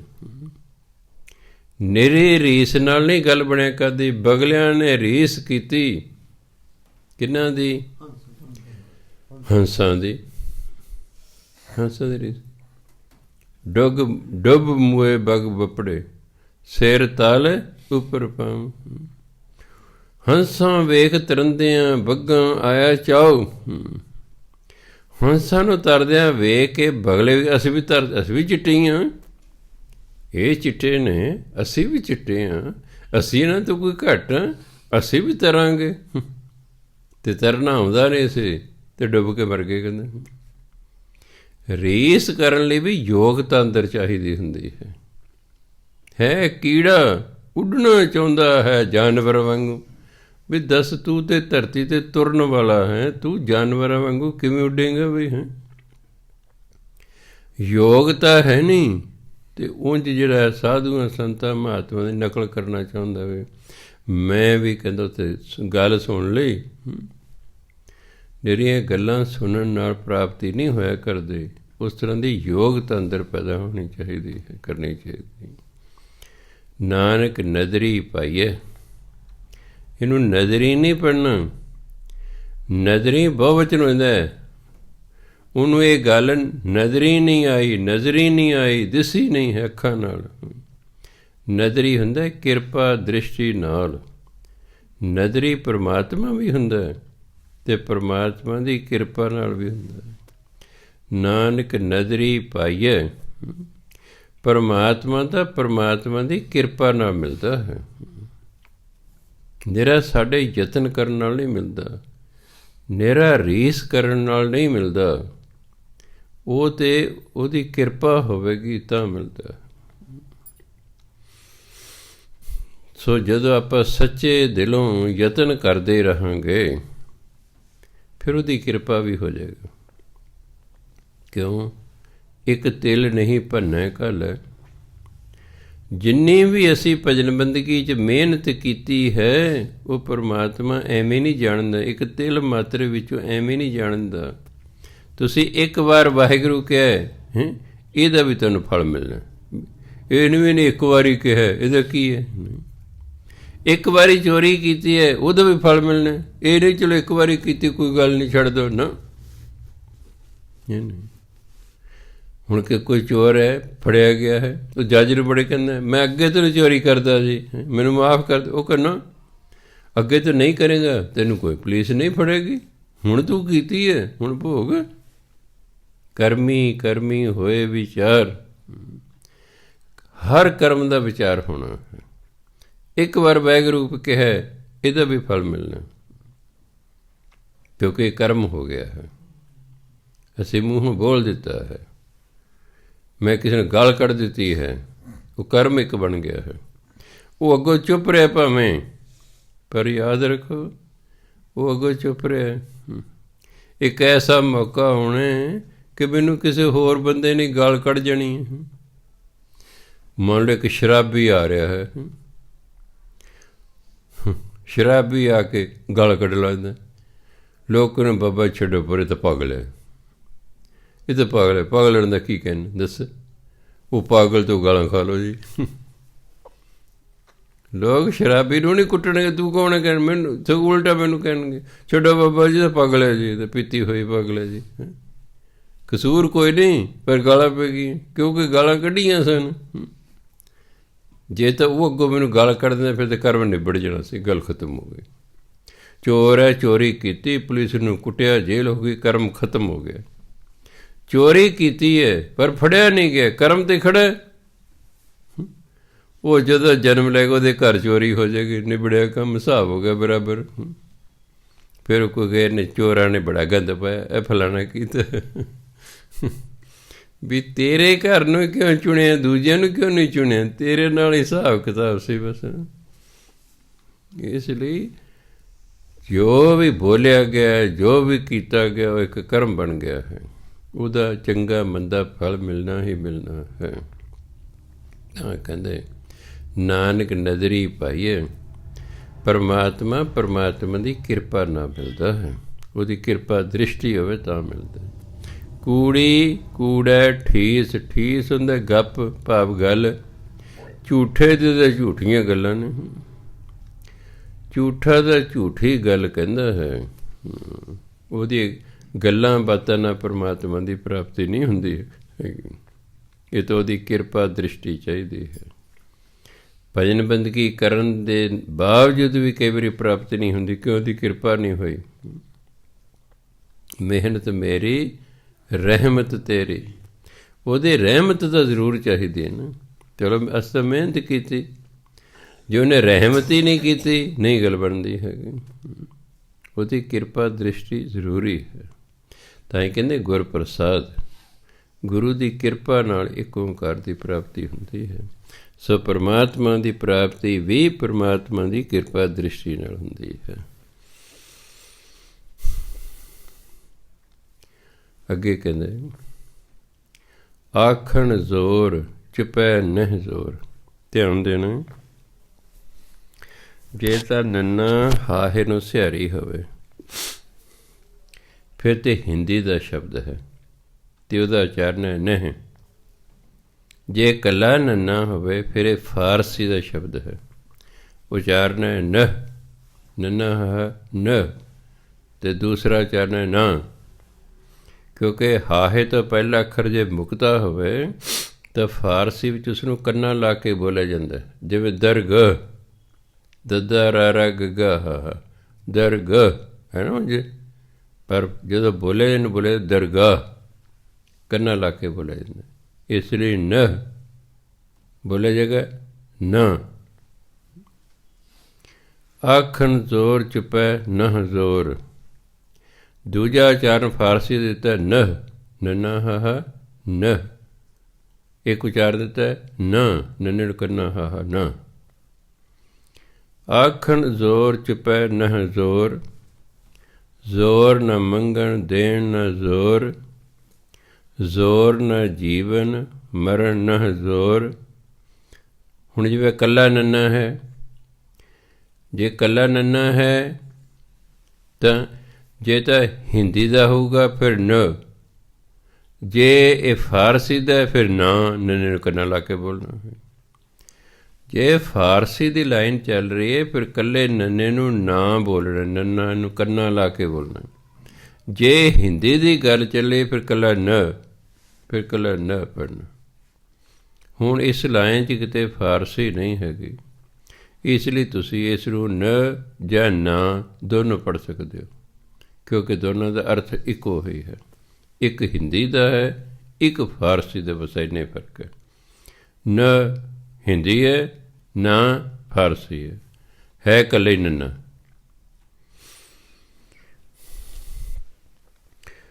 ਜ਼ੋਰ ਨ ਮੰਗਣ ਦੇਣ ਨ ਜ਼ੋਰ, ਜ਼ੋਰ ਨ ਜੀਵਨ ਮਰਨ ਨ ਜ਼ੋਰ, ਜ਼ੋਰ ਨ ਰਾਜ ਮਾਲ ਮਨ ਸ਼ੋਰ, ਜ਼ੋਰ ਨ ਸੁਰਤੀ ਗਿਆਨ ਵਿਚਾਰ, ਜ਼ੋਰ ਨ ਜੁਗਤੀ ਛੁਟੈ ਸੰਸਾਰ, ਜਿਸ ਹੱਥ ਜ਼ੋਰ ਕਰ ਵੇਖੈ ਸੋਏ, ਨਾਨਕ ਉੱਤਮ ਨੀਚ ਨ ਕੋਏ। ਆਖਣ ਜ਼ੋਰ ਚੁਪੈ ਨਹ ਜ਼ੋਰ। ਬੋਲਣ 'ਚ ਵੀ ਸਾਡਾ ਕੋਈ ਜ਼ੋਰ ਨਹੀਂ, ਚੁੱਪ ਰਹਿਣ 'ਚ ਵੀ ਸਾਡਾ ਜ਼ੋਰ ਨਹੀਂ। ਅਸੀਂ ਆਪਣੀ ਮਰਜ਼ੀ ਨਾਲ ਨਾ ਬੋਲ ਸਕਦੇ ਹਾਂ, ਨਾ ਚੁੱਪ ਰਹਿ ਸਕਦੇ ਹਾਂ। ਆਪਣੀ ਮਰਜ਼ੀ ਨਾਲ ਨਹੀਂ ਅਸੀਂ ਕੁਛ ਕਰ ਸਕਦੇ। ਅਸੀਂ ਆਪਣੀ ਮਰਜ਼ੀ ਨਾਲ ਚੰਗੇ ਨਹੀਂ ਹੋ ਸਕਦੇ, ਆਪਣੀ ਮਰਜ਼ੀ ਨਾਲ ਮੰਦੇ ਨਹੀਂ ਹੋ ਸਕਦੇ। ਇਹ ਉਹਦੀ ਮਰਜ਼ੀ ਹੈ। ਤਾਂ ਹੀ ਕਹਿੰਦੇ ਨਾ, ਹੁਕਮੀ ਉੱਤਮ ਨੀਚ, ਹੁਕਮ ਲਿਖ ਦੁੱਖ ਸੁਖ ਪਾਈ। ਜੇ ਬੰਦਾ ਕੋਈ ਵਧੀਆ ਤਾਂ ਉਹਦੇ ਹੁਕਮ ਅਨੁਸਾਰ ਹੈ, ਜੇ ਘਟੀਆ ਤਾਂ ਵੀ ਉਹਦੇ ਹੁਕਮ ਅਨੁਸਾਰ ਹੈ। ਹੁਕਮੀ ਉੱਤਮ ਨੀਚ ਉਹਦੇ ਹੁਕਮ ਨਾਲ। ਸੋ ਇਹ ਸਾਡੇ ਵੱਸ 'ਚ ਨਹੀਂ, ਸਾਡਾ ਜ਼ੋਰ ਨਹੀਂ ਚੱਲਦਾ ਬੋਲਣ ਵਿੱਚ, ਨਾ ਸਾਡਾ ਜ਼ੋਰ ਚੱਲਦਾ ਚੁੱਪ ਰਹਿਣ 'ਚ। ਜ਼ੋਰ ਨਾ ਮੰਗਣ ਦੇਣ ਨਾ ਜ਼ੋਰ, ਨਾ ਮੰਗਣ 'ਚ ਸਾਡਾ ਜ਼ੋਰ ਚੱਲਦਾ ਅਤੇ ਨਾ ਕਿਸੇ ਨੂੰ ਕੋਈ ਚੀਜ਼ ਦੇਣ 'ਚ ਸਾਡਾ ਜ਼ੋਰ ਚੱਲਦਾ। ਜੋ ਨਹੀਂ ਚਾਹੁੰਦਾ ਸਾਡਾ ਮਨ ਹੀ ਨਹੀਂ ਕਰੇਗਾ। ਜੇ ਆਪਾਂ ਕਿਸੇ ਕੋਈ ਮੰਗਣ ਆ ਗਿਆ ਹੈ, ਪਰਮਾਤਮਾ ਨਹੀਂ ਚਾਹੁੰਦਾ ਇਹਨੂੰ ਵੀ ਨਹੀਂ ਦੇਣਾ ਇਸ ਨੂੰ, ਅਤੇ ਤੁਹਾਡੇ ਮਨ 'ਚ ਮੈਂ ਠੇਕਾ ਲੈ ਰੱਖਿਆ ਹੈ। ਪਹਿਲਾਂ ਤੁਸੀਂ ਬੱਸ 'ਚ ਬੈਠੇ ਹੋ, ਇੱਕ ਬੰਦਾ ਜਿਹੜੇ ਦੀ ਇੱਕ ਬਾਂਹ ਵੱਢੀ ਹੋਈ ਹੈ, ਤੁਹਾਡੇ ਤੋਂ ਮੰਗਦਾ ਹੈ। ਪਰਮਾਤਮਾ ਚਾਹੁੰਦਾ ਇਹਨੂੰ ਦੇ ਦੇ ਕੁਛ, ਉਹਨੂੰ ਤੁਹਾਡੇ ਮਨ 'ਚ ਦਇਆ ਲੈਣ ਦੇ ਵੀ ਯਾਰ ਦੇਖ ਮੇਰੀਆਂ ਦੋਨੋਂ ਬਾਹਾਂ ਸਾਬਤ ਨੇ, ਇਹ ਵਿਚਾਰੇ ਦੀ ਇੱਕੋ ਹੀ ਹੈ, ਚਲੋ ਦਿਓ ਕੁਛ। ਉਹ ਉਤਰ ਗਿਆ, 5 ਮਿੰਟਾਂ ਬਾਅਦ ਦੋਨੋਂ ਬਾਹਾਂ ਵੱਡੀਆਂ ਵਾਲਾ ਚੜ੍ਹ ਗਿਆ ਹੈ। ਪਰਮਾਤਮਾ ਇਹਨੂੰ ਕੁਛ ਨਹੀਂ ਦੇਣਾ। ਤੁਹਾਡੇ ਮਨ 'ਚ ਖਿਆਲ ਹੈਗਾ ਮੈਂ ਠੇਕਾ ਲੈ ਰੱਖਿਆ, ਇੱਥੇ ਪਤਾ ਨਹੀਂ ਕਿੰਨੀਆਂ ਬਾਹਾਂ ਵੱਡੀਆਂ ਵਾਲੇ ਨੇ, ਮੈਂ ਇੱਕ ਨੂੰ ਦੇ ਤਾ, ਮੈਂ ਕਿਹਾ ਹਰ ਇੱਕ ਨੂੰ ਕਿੱਥੇ ਦੇਈ ਜਾਵਾਂ, ਚੱਲ ਆਹ ਖਿਆਲ ਆ ਜਾਏਗਾ, ਉਹਨੂੰ ਨਹੀਂ ਦੇਣਾ। ਆਪਣਾ ਜ਼ੋਰ ਨਹੀਂ ਚੱਲਦਾ। ਤਾਂ ਮੈਂ ਕਹਿੰਦਾ ਨਹੀਂ, ਆਖਣ ਜ਼ੋਰ ਚੁੱਪੈ ਨਾ ਜ਼ੋਰ। ਨਾ ਬੋਲਣ 'ਚ ਸਾਡਾ ਕੋਈ ਜ਼ੋਰ ਹੈ ਅਤੇ ਨਾ ਚੁੱਪ ਰਹਿਣ 'ਚ ਸਾਡਾ ਕੋਈ ਜ਼ੋਰ ਹੈ। ਜ਼ੋਰ ਨਾ ਮੰਗਣ ਦੇਣ ਨਾ ਜ਼ੋਰ, ਨਾ ਮੰਗਣ 'ਚ ਸਾਡਾ ਕੋਈ ਜ਼ੋਰ ਚੱਲਦਾ, ਨਾ ਕਿਸੇ ਨੂੰ ਕੋਈ ਦੇਣ 'ਚ ਸਾਡਾ ਜ਼ੋਰ ਚੱਲਦਾ।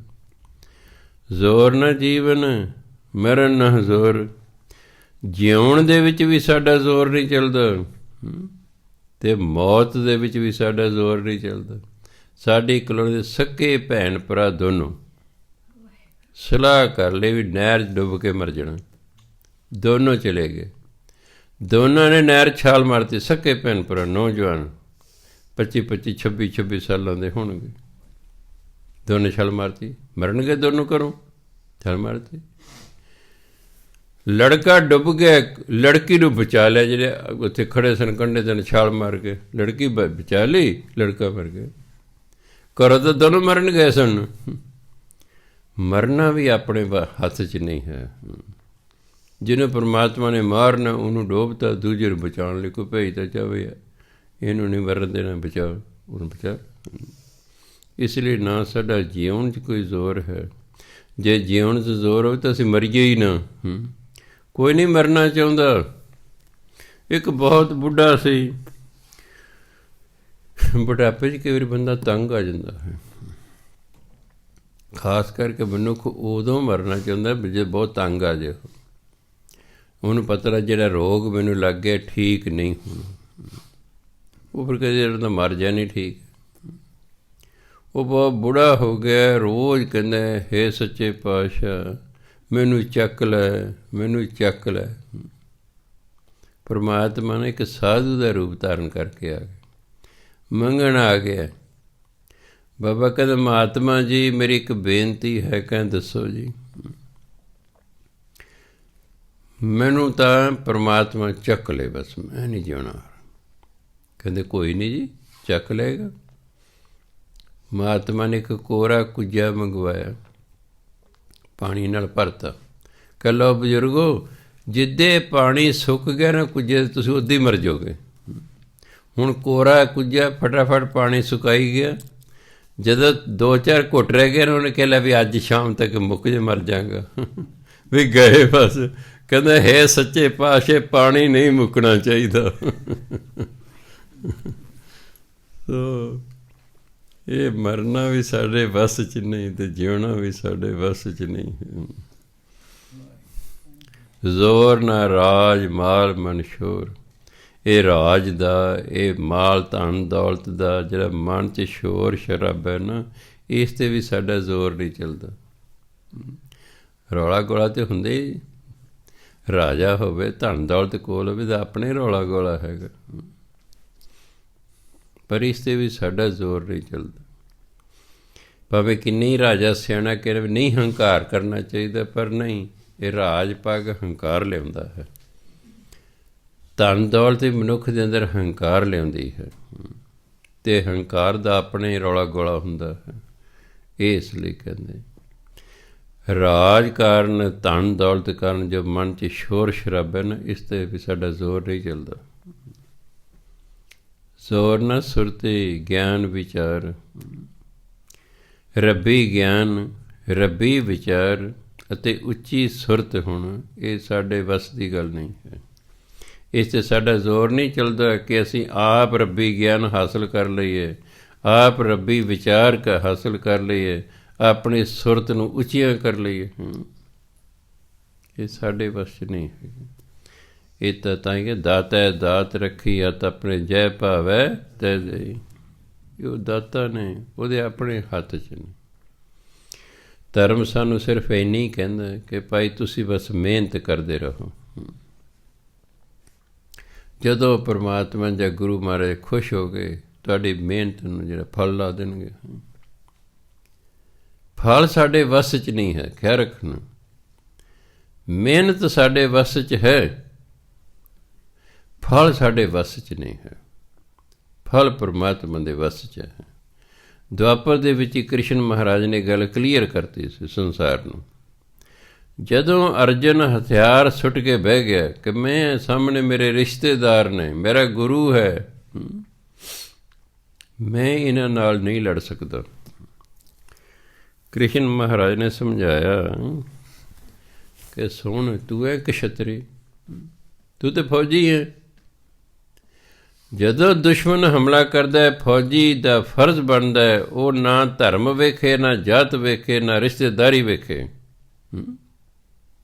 ਹੁਣ ਮੰਨ ਲਓ ਪਾਕਿਸਤਾਨ ਭਾਰਤ 'ਤੇ ਹਮਲਾ ਕਰਦਾ ਹੈ, ਫੌਜ 'ਚ ਮੁਸਲਮਾਨ ਵੀ ਫੌਜੀ ਨੇ ਨਾ, ਉਹ ਇਹ ਥੋੜ੍ਹੇ ਸੋਚਣਗੇ ਵੀ ਅੱਗੇ ਇਹ ਵੀ ਮੁਸਲਮਾਨ ਸਾਡੇ ਭਰਾ ਨੇ, ਅਸੀਂ ਇਹਨਾਂ ਨਾਲ ਨਾ ਲੜੀਏ। ਨਾ, ਇਹਨਾਂ ਸਾਡੇ 'ਤੇ ਹਮਲਾ ਕੀਤਾ, ਉਹਨਾਂ ਫਿਰ ਇਹ ਨਹੀਂ ਵਿੱਚ ਗੱਲ ਲਿਆਉਣੀ ਕਿ ਸਾਡੇ ਹੀ ਨੇ ਨਾ, ਫਿਰ ਚੱਲ ਸੋ ਚੱਲ, ਉਹ ਉਹਨਾਂ ਦੀ ਡਿਊਟੀ ਹੈ। ਆ ਪੁਲਿਸ ਵਾਲੇ ਆਪਣੇ ਹੀ ਧਰਮ ਦੇ ਹੁੰਦੇ ਨੇ, ਆਪਣੇ ਹੁੰਦੇ ਨੇ ਕਿ ਨਹੀਂ, ਪਰ ਕੁਟਾਪਾ ਕਰਦੇ ਨਾ। ਨਹੀਂ ਤਾਂ ਕਹਿਣਾ ਯਾਰ ਵੀ ਮੈਂ ਵੀ ਸਰਦਾਰ, ਇਹ ਵੀ ਸਰਦਾਰ, ਕੀ ਮੈਂ ਕੁੱਟਾਂਗਾ ਇਹਨਾਂ ਨੂੰ? ਨਾ, ਉਹ ਨਹੀਂ ਲਿਆਉਂਦੇ। ਉਹ ਕਹਿੰਦੇ ਬਸ ਸਾਡੀ ਤਾਂ ਡਿਊਟੀ ਹੈ, ਸਰਕਾਰ ਨੇ ਕੁਟਾਪਾ ਕਰੋ, ਕਰ ਦਿਓ ਬਸ। ਮੈਂ ਹੱਸਦਾ ਨਾ ਪੁਲਿਸ ਵਾਲਾ, ਮੈਂ ਤੁਹਾਡਾ ਚਾਲਾ ਬੜਾ ਲੋਟ ਹੈ। ਅਕਾਲੀਆਂ ਦੇ, ਕਾਂਗਰਸ ਦੇ ਰਾਜ, ਅਕਾਲੀ ਨੇ ਫੜ ਕੇ ਕੁਟਾਪਾ ਕਰੀ ਚੱਲੋ। ਜੋ ਅਕਾਲੀ ਦੇ ਰਾਜ, ਇਹ ਨਹੀਂ ਕਾਂਗਰਸ ਦੇ ਫੜੇ ਕੁਟਾਪਾ ਕਰੀ, ਤੁਹਾਡਾ ਕੰਮ ਤੇ ਕੁੱਟਣਾ ਬਸ। ਉਹਨਾਂ ਨੇ ਇੱਕ ਦਿਨ ਕੁੱਟਣਾ ਹੀ ਹੁੰਦਾ। ਤੁਹਾਡਾ ਵਧੀਆ ਕੰਮ ਹੈ। ਸੋ ਇਸ ਲਈ ਜਿਹੜਾ ਕਸ਼ਤਰੀ ਹੈ, ਕਿ ਤੂੰ ਕਸ਼ਤਰੀ ਹੈ, ਤੂੰ ਭਾਵ ਤੂੰ ਫੌਜੀ ਹੈ, ਫਿਰ ਤੂੰ ਤਾਂ ਜਰਨੈਲ ਹੈ, ਤੂੰ ਤਾਂ ਜਰਨੈਲ ਹੈ। ਕਹਿੰਦੇ ਸੁਣ, ਜਦੋਂ ਤੁਸੀਂ ਬਨਵਾਸ ਪੂਰਾ ਕਰ ਲਿਆ ਸੀ, ਤੁਹਾਡਾ ਫਰਜ਼ ਸੀ, ਤੁਹਾਨੂੰ ਇਹਨਾਂ ਦਾ ਫਰਜ਼ ਤੁਹਾਨੂੰ ਅੱਧਾ ਰਾਜ ਦੇ ਦਿੰਦੇ, ਅੱਧੇ ਮਾਲਕ ਹੋ ਨਾ ਤੁਸੀਂ, ਇਹਨੂੰ ਨਹੀਂ ਦਿੱਤਾ। ਤੁਹਾਡੇ ਲਈ ਮੈਨੂੰ ਤਾਂ 5 ਪਿੰਡ ਮੰਗੇ ਵੀ ਚਲੋ 5 ਪੁਰਾਣੇ 5 ਪਿੰਡ ਦੇ ਦਿਓ। ਇਹਨੇ ਕਿਹਾ ਅਸੀਂ ਨਹੀਂ ਦਿੰਦੇ ਕੋਈ। ਮੈਂ ਕਿਹਾ ਚਲੋ 1 ਪਿੰਡ ਦੇ ਦਿਓ। ਦੁਰਯੋਧਨ ਕਹਿੰਦਾ ਮੈਂ ਸੂਈ ਦੇ ਨੱਕੇ ਜਿੰਨੀ ਥਾਂ ਨਹੀਂ ਦੇਣੀ। ਜਿਹੜਾ ਬੰਦਾ ਤੁਹਾਡਾ ਹੱਕ ਹੀ ਨਹੀਂ ਦਿੰਦਾ, ਉਹ ਤੁਹਾਡਾ ਦੱਸੋ ਕੀ ਲੱਗਦਾ ਹੈ? ਤੇਰਾ ਕੰਮ ਹੈ ਲੜਨਾ ਦੁਸ਼ਮਣ ਨਾਲ, ਬਾਕੀ ਜਿੱਤ ਤੇ ਹਾਰ ਕ੍ਰਿਸ਼ਨ ਮਹਾਰਾਜ ਕਹਿੰਦੇ ਉਹ ਤਾਂ ਮੇਰੇ ਹੱਥ 'ਚ ਹੈ। ਅਰਜਨ, ਜਿੱਤ ਹਾਰ ਤੇਰੇ ਹੱਥ 'ਚ ਨਹੀਂ ਹੈ, ਲੜਨਾ ਤੇਰੇ ਹੱਥ 'ਚ ਹੈ ਤੂੰ, ਪਰ ਜਿੱਤ ਹਾਰ ਤਾਂ ਮੇਰੇ ਹੱਥ 'ਚ ਹੈ। ਮੈਂ ਦੇਖਣਾ ਕਿਹਨੂੰ ਜਿਤਾਉਣਾ ਅਤੇ ਕਿਹਨੂੰ ਹਰਾਉਣਾ, ਇਹ ਤਾਂ ਮੈਂ ਦੇਖਣਾ। ਇਹੀ ਕਾਰਨ ਹੈ ਕਿ ਧ੍ਰਿਤਰਾਸ਼ਟਰ ਨੇ ਦੁਰਯੋਧਨ ਨੂੰ ਭੇਜਿਆ, ਜਾਂ ਕ੍ਰਿਸ਼ਨ ਮਹਾਰਾਜ ਸਾਂਝੇ ਨੇ ਕੋਈ ਅਸੀਸ ਲੈ ਉਹਨਾਂ ਤੋਂ, ਕੱਲ੍ਹ ਨੂੰ ਲੜਾਈ ਸ਼ੁਰੂ ਹੋਣੀ ਹੈ। ਦੁਰਯੋਧਨ ਚਲਿਆ ਗਿਆ। ਕ੍ਰਿਸ਼ਨ ਮਹਾਰਾਜ ਆ ਭਾਈ ਦੁਰਯੋਧਨ ਕਿਵੇਂ ਆਏ? ਕਹਿੰਦੇ ਜੀ ਸਵੇਰੇ ਲੜਾਈ ਹੋਣੀ ਹੈ ਸਾਡੀ ਅਤੇ ਪਾਂਡਵਾਂ ਦੀ, ਅਤੇ ਸਾਡੀ ਸਹਾਇਤਾ ਕਰੋ। ਉਹ ਕਹਿੰਦੇ ਸੁਣ, ਇੱਕ ਮੈਂ ਹਾਂ, ਇੱਕ ਮੇਰੀ ਫੌਜ ਹੈ। ਤੂੰ ਆਇਆ ਪਹਿਲਾਂ, ਬੋਲ, ਮੇਰੀ ਫੌਜ ਤੈਨੂੰ ਚਾਹੀਦੀ ਕਿ ਮੈਂ ਚਾਹੀਦਾ। ਉਹਨੂੰ ਪਤਾ ਨਹੀਂ ਸੀ ਭਗਵਾਨ ਹੈ, ਪਤਾ ਨਹੀਂ ਉਹਨਾਂ ਦਾ, ਕੋਲ ਰਹਿੰਦਿਆਂ ਵੀ ਕਈ ਵਾਰੀ ਪਤਾ ਨਹੀਂ ਹੁੰਦਾ। ਉਹਨੇ ਕਿਹਾ ਮੈਂ ਇਸ ਇਕੱਲੇ ਤੋਂ ਕੀ ਕਰਾਉਣਾ, ਕਹੇ ਜੀ ਫੌਜ ਦੇ ਦਿਓ। ਉਹਨੇ ਆਪਣੇ ਫੌਜ ਦੇ ਜਰਨੈਲ ਸੱਦਿਆ, ਕਹਿੰਦੇ ਭਾਈ ਕੱਲ੍ਹ ਨੂੰ ਤੁਸੀਂ ਨਾ ਕੌਰਵਾਂ ਵਾਲੇ ਪਾਸੇ ਪਾਂਡਵਾਂ ਨਾਲ ਲੜਨਾ। 7 ਬਚਨ ਜੀ ਚਲਿਆ ਗਿਆ, ਬੜਾ ਖੁਸ਼ ਹੋਇਆ ਵੀ ਆਹ ਫੌਜ ਮਿਲ ਗਈ ਆਪਾਂ ਨੂੰ। ਧ੍ਰਿਤਰਾਸ਼ਟਰ ਜਿਹੜਾ ਬਾਪ ਸੀ ਉਹਦਾ, ਕਹਿੰਦਾ ਦੁਰਯੋਧਨ ਗਿਆ ਸੀ, ਕਹਿੰਦਾ ਹਾਂ ਜੀ ਗਿਆ ਸੀ। ਕਹਿੰਦਾ ਫਿਰ ਕੀ ਗੱਲਬਾਤ ਹੋਈ? ਕਹਿੰਦਾ ਜੀ ਕ੍ਰਿਸ਼ਨ ਮਹਾਰਾਜ ਕਹਿੰਦੇ ਵੀ ਦੇਖ ਤੂੰ ਆਏ ਪਹਿਲਾਂ, ਇੱਕ ਮੈਂ ਹਾਂ ਅਤੇ ਇੱਕ ਮੇਰੀ ਫੌਜ ਹੈ, ਬੋਲ ਤੈਨੂੰ ਦੋਨਾਂ 'ਚ ਕੀ ਚਾਹੀਦਾ? ਅਤੇ ਧ੍ਰਿਤਰਾਸ਼ਟਰ ਕਹਿੰਦਾ ਤੂੰ ਕੀ ਮੰਗਿਆ? ਕਹਿੰਦਾ ਮੈਂ ਫੌਜ ਮੰਗ ਲਈ। ਕਹਿੰਦਾ ਜਾ ਮੂਰਖਾ, ਤੂੰ ਸਵੇਰੇ ਹਾਰੇਂਗਾ ਹੀ ਹਾਰੇਂਗਾ। ਕਹਿੰਦੇ ਕਿਉਂ? ਉਹ ਕਹਿੰਦੇ ਮੂਰਖਾ, ਜਿਹਦੇ ਵੱਲ ਭਗਵਾਨ ਹੋ ਜਾਏਗਾ ਕਦੇ ਉਹ ਵੀ ਹਾਰਿਆ,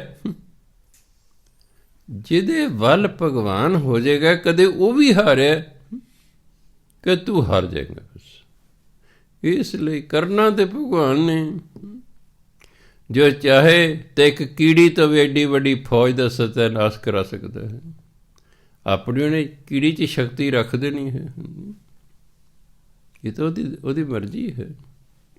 ਉਹਨੇ ਕਿਸ ਨੂੰ ਜਿਤਾਉਣਾ ਹੈ, ਕਿਸ ਨੂੰ ਹਰਾਉਣਾ ਹੈ, ਕਿਸ ਨੂੰ ਪਾਸ ਕਰਾਉਣਾ ਹੈ, ਕਿਸ ਨੂੰ ਫੇਲ ਕਰਾਉਣਾ ਹੈ, ਕਿਸ ਨੂੰ ਨੌਕਰੀ ਦਿਲਾਉਣੀ, ਕਿਸ ਨੂੰ ਨਹੀਂ ਦਿਲਾਉਣੀ, ਕਿਸ ਨੂੰ ਰਾਜ ਭਾਗ ਦੇਣਾ, ਕਿਸੇ ਨੂੰ ਨਹੀਂ ਦੇਣਾ ਹੈ।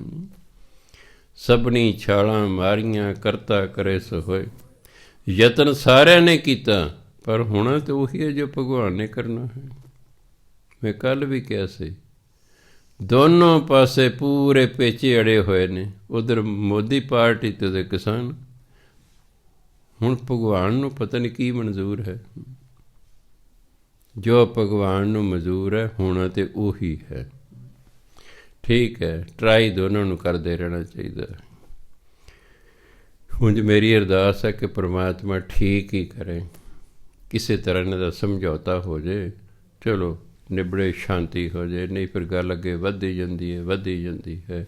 ਉਹ 'ਚ ਦੁਸ਼ਮਣੀਆਂ ਪੈਦਾ ਹੁੰਦੀਆਂ, ਦੁਸ਼ਮਣੀਆਂ 'ਚ ਅੱਤਵਾਦ ਪੈਦਾ ਹੁੰਦਾ ਹੈ। ਜਦੋਂ ਅੱਤਵਾਦ ਪੈਦਾ ਹੁੰਦਾ ਫਿਰ ਕਤਲੇਆਮ ਹੁੰਦੀ ਹੈ, ਫਿਰ ਬਹੁਤ ਨਫ਼ਰਤ ਫੈਲਦੀ ਆਪਸ ਦੇ ਵਿੱਚ। ਇਹ ਬਹੁਤ ਦੂਰਗਾਮੀ ਫਿਰ ਜਾ ਕੇ ਨਤੀਜੇ ਨਿਕਲਦੇ ਹਨ।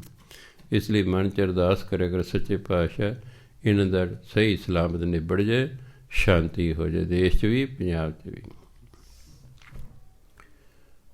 ਕਿਉਂਕਿ ਕਰਨਾ ਤਾਂ ਪਰਮਾਤਮਾ ਨੇ ਹੈ। ਇਸ ਲਈ ਇਸ 'ਤੇ ਫਿਰ ਪਰਮਾਤਮਾ ਕੀ ਜਿਹੜਾ ਕਰਨ ਕਰਾਉਣ ਵਾਲਾ ਫਿਰ ਉਹਦੇ ਅੱਗੇ ਅਰਦਾਸ ਸਾਡਾ ਫਰਜ਼ ਬਣਦਾ ਨਾ ਕਰਨਾ। ਸੋ ਗੁਰੂ ਮਹਾਰਾਜ ਕਹਿੰਦੇ, ਜ਼ੋਰ ਨਾ ਜੁਗਤੀ ਛੁਟੈ ਸੰਸਾਰ। ਉਹ ਜੁਗਤੀ ਜਿਸ ਨਾਲ ਮਨੁੱਖ ਇਸ ਸੰਸਾਰ ਤੋਂ ਛੁਟਕਾਰਾ ਪਾ ਸਕਦਾ ਹੈ, ਜੰਮਣ ਮਰਨ ਤੋਂ ਛੁਟਕਾਰਾ ਪਾ ਸਕਦਾ ਹੈ, ਉਸ ਜੁਗਤੀ ਉਸ ਢੰਗ ਤਰੀਕੇ 'ਤੇ ਵੀ ਸਾਡਾ ਜ਼ੋਰ ਨਹੀਂ ਹੈ ਵੀ ਅਸੀਂ ਆਪਣੇ ਜ਼ੋਰ ਨਾਲ ਇਹ ਜੰਮਣ ਮਰਨ ਤੋਂ ਰਹਿਤ ਹੋ ਜਾਈਏ। ਜਿਸ ਹੱਥ ਜ਼ੋਰ ਕਰ ਵੇਖੈ ਸੋਏ, ਜਿਹਦੇ ਹੱਥ 'ਚ ਸਾਰੀ ਤਾਕਤ ਹੈ ਉਹੀ ਜੀਵਨ ਬਣਾਉਂਦਾ ਹੈ, ਕਰ ਬਣਾਉਂਦਾ ਹੈ, ਵੇਖੇ ਅਤੇ ਵੇਖਦਾ ਹੈ। ਉਹੀ ਬਣਾਉਣ ਵਾਲਾ ਹੈ ਅਤੇ ਉਹੀ ਵੇਖਭਾਲ ਕਰਨ ਵਾਲਾ ਹੈ। ਨਾਨਕ ਉਤਮ ਨੀਚ ਨਾ ਕੋਏ, ਆਪਣੇ ਆਪ 'ਚ ਨਾ ਕੋਈ ਵਧੀਆ ਅਤੇ ਨਾ ਕੋਈ ਘਟੀਆ ਹੈ। ਤਾਂ ਕਿ ਹੁਕਮੀ ਉਤਮ ਨੀਚ, ਹੁਕਮ ਲਿਖ ਦੁੱਖ ਸੁੱਖ ਪਾਈਏ। ਉਹਦੇ ਹੁਕਮ ਅਨੁਸਾਰ ਹੀ ਕੋਈ ਵਧੀਆ ਹੈ, ਕੋਈ ਘਟੀਆ ਹੈ, ਕੋਈ ਦੁਖੀ ਹੈ, ਕੋਈ ਸੁਖੀ ਹੈ।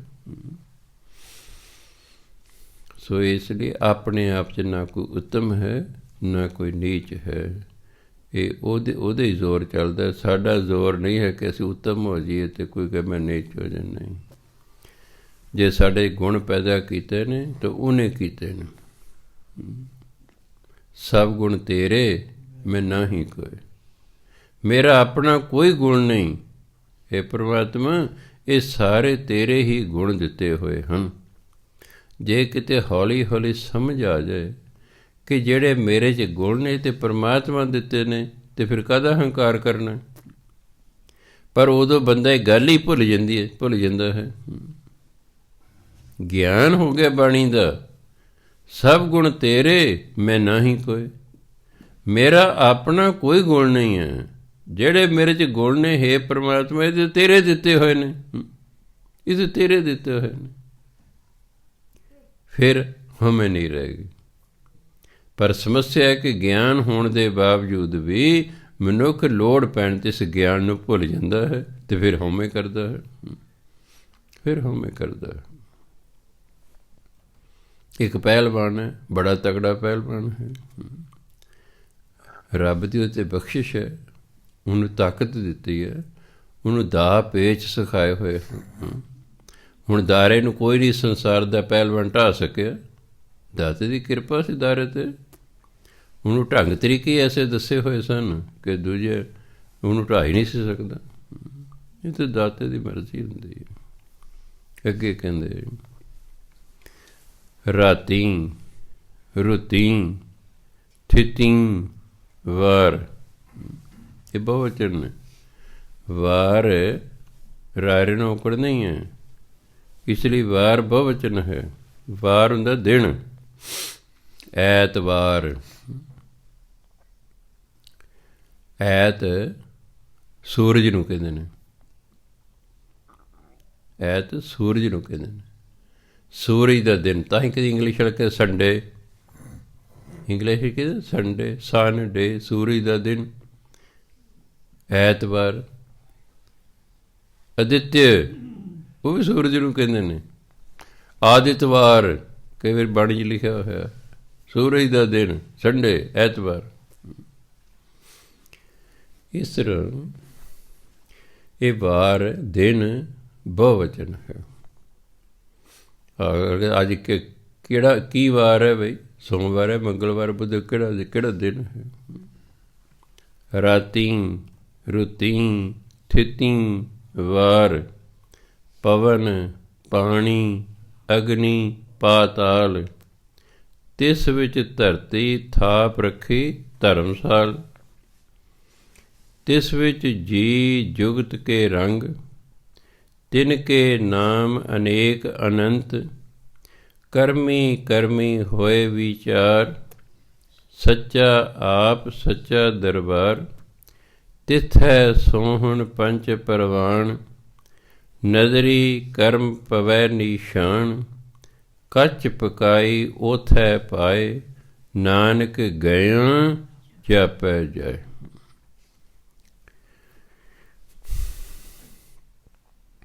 ਹਾਂਜੀ, ਇਹ ਨਾ ਹੁਣ ਧਰਮ ਖੰਡ ਦਾ ਵਰਣਨ ਹੋਣ ਲੱਗਾ ਹੈ।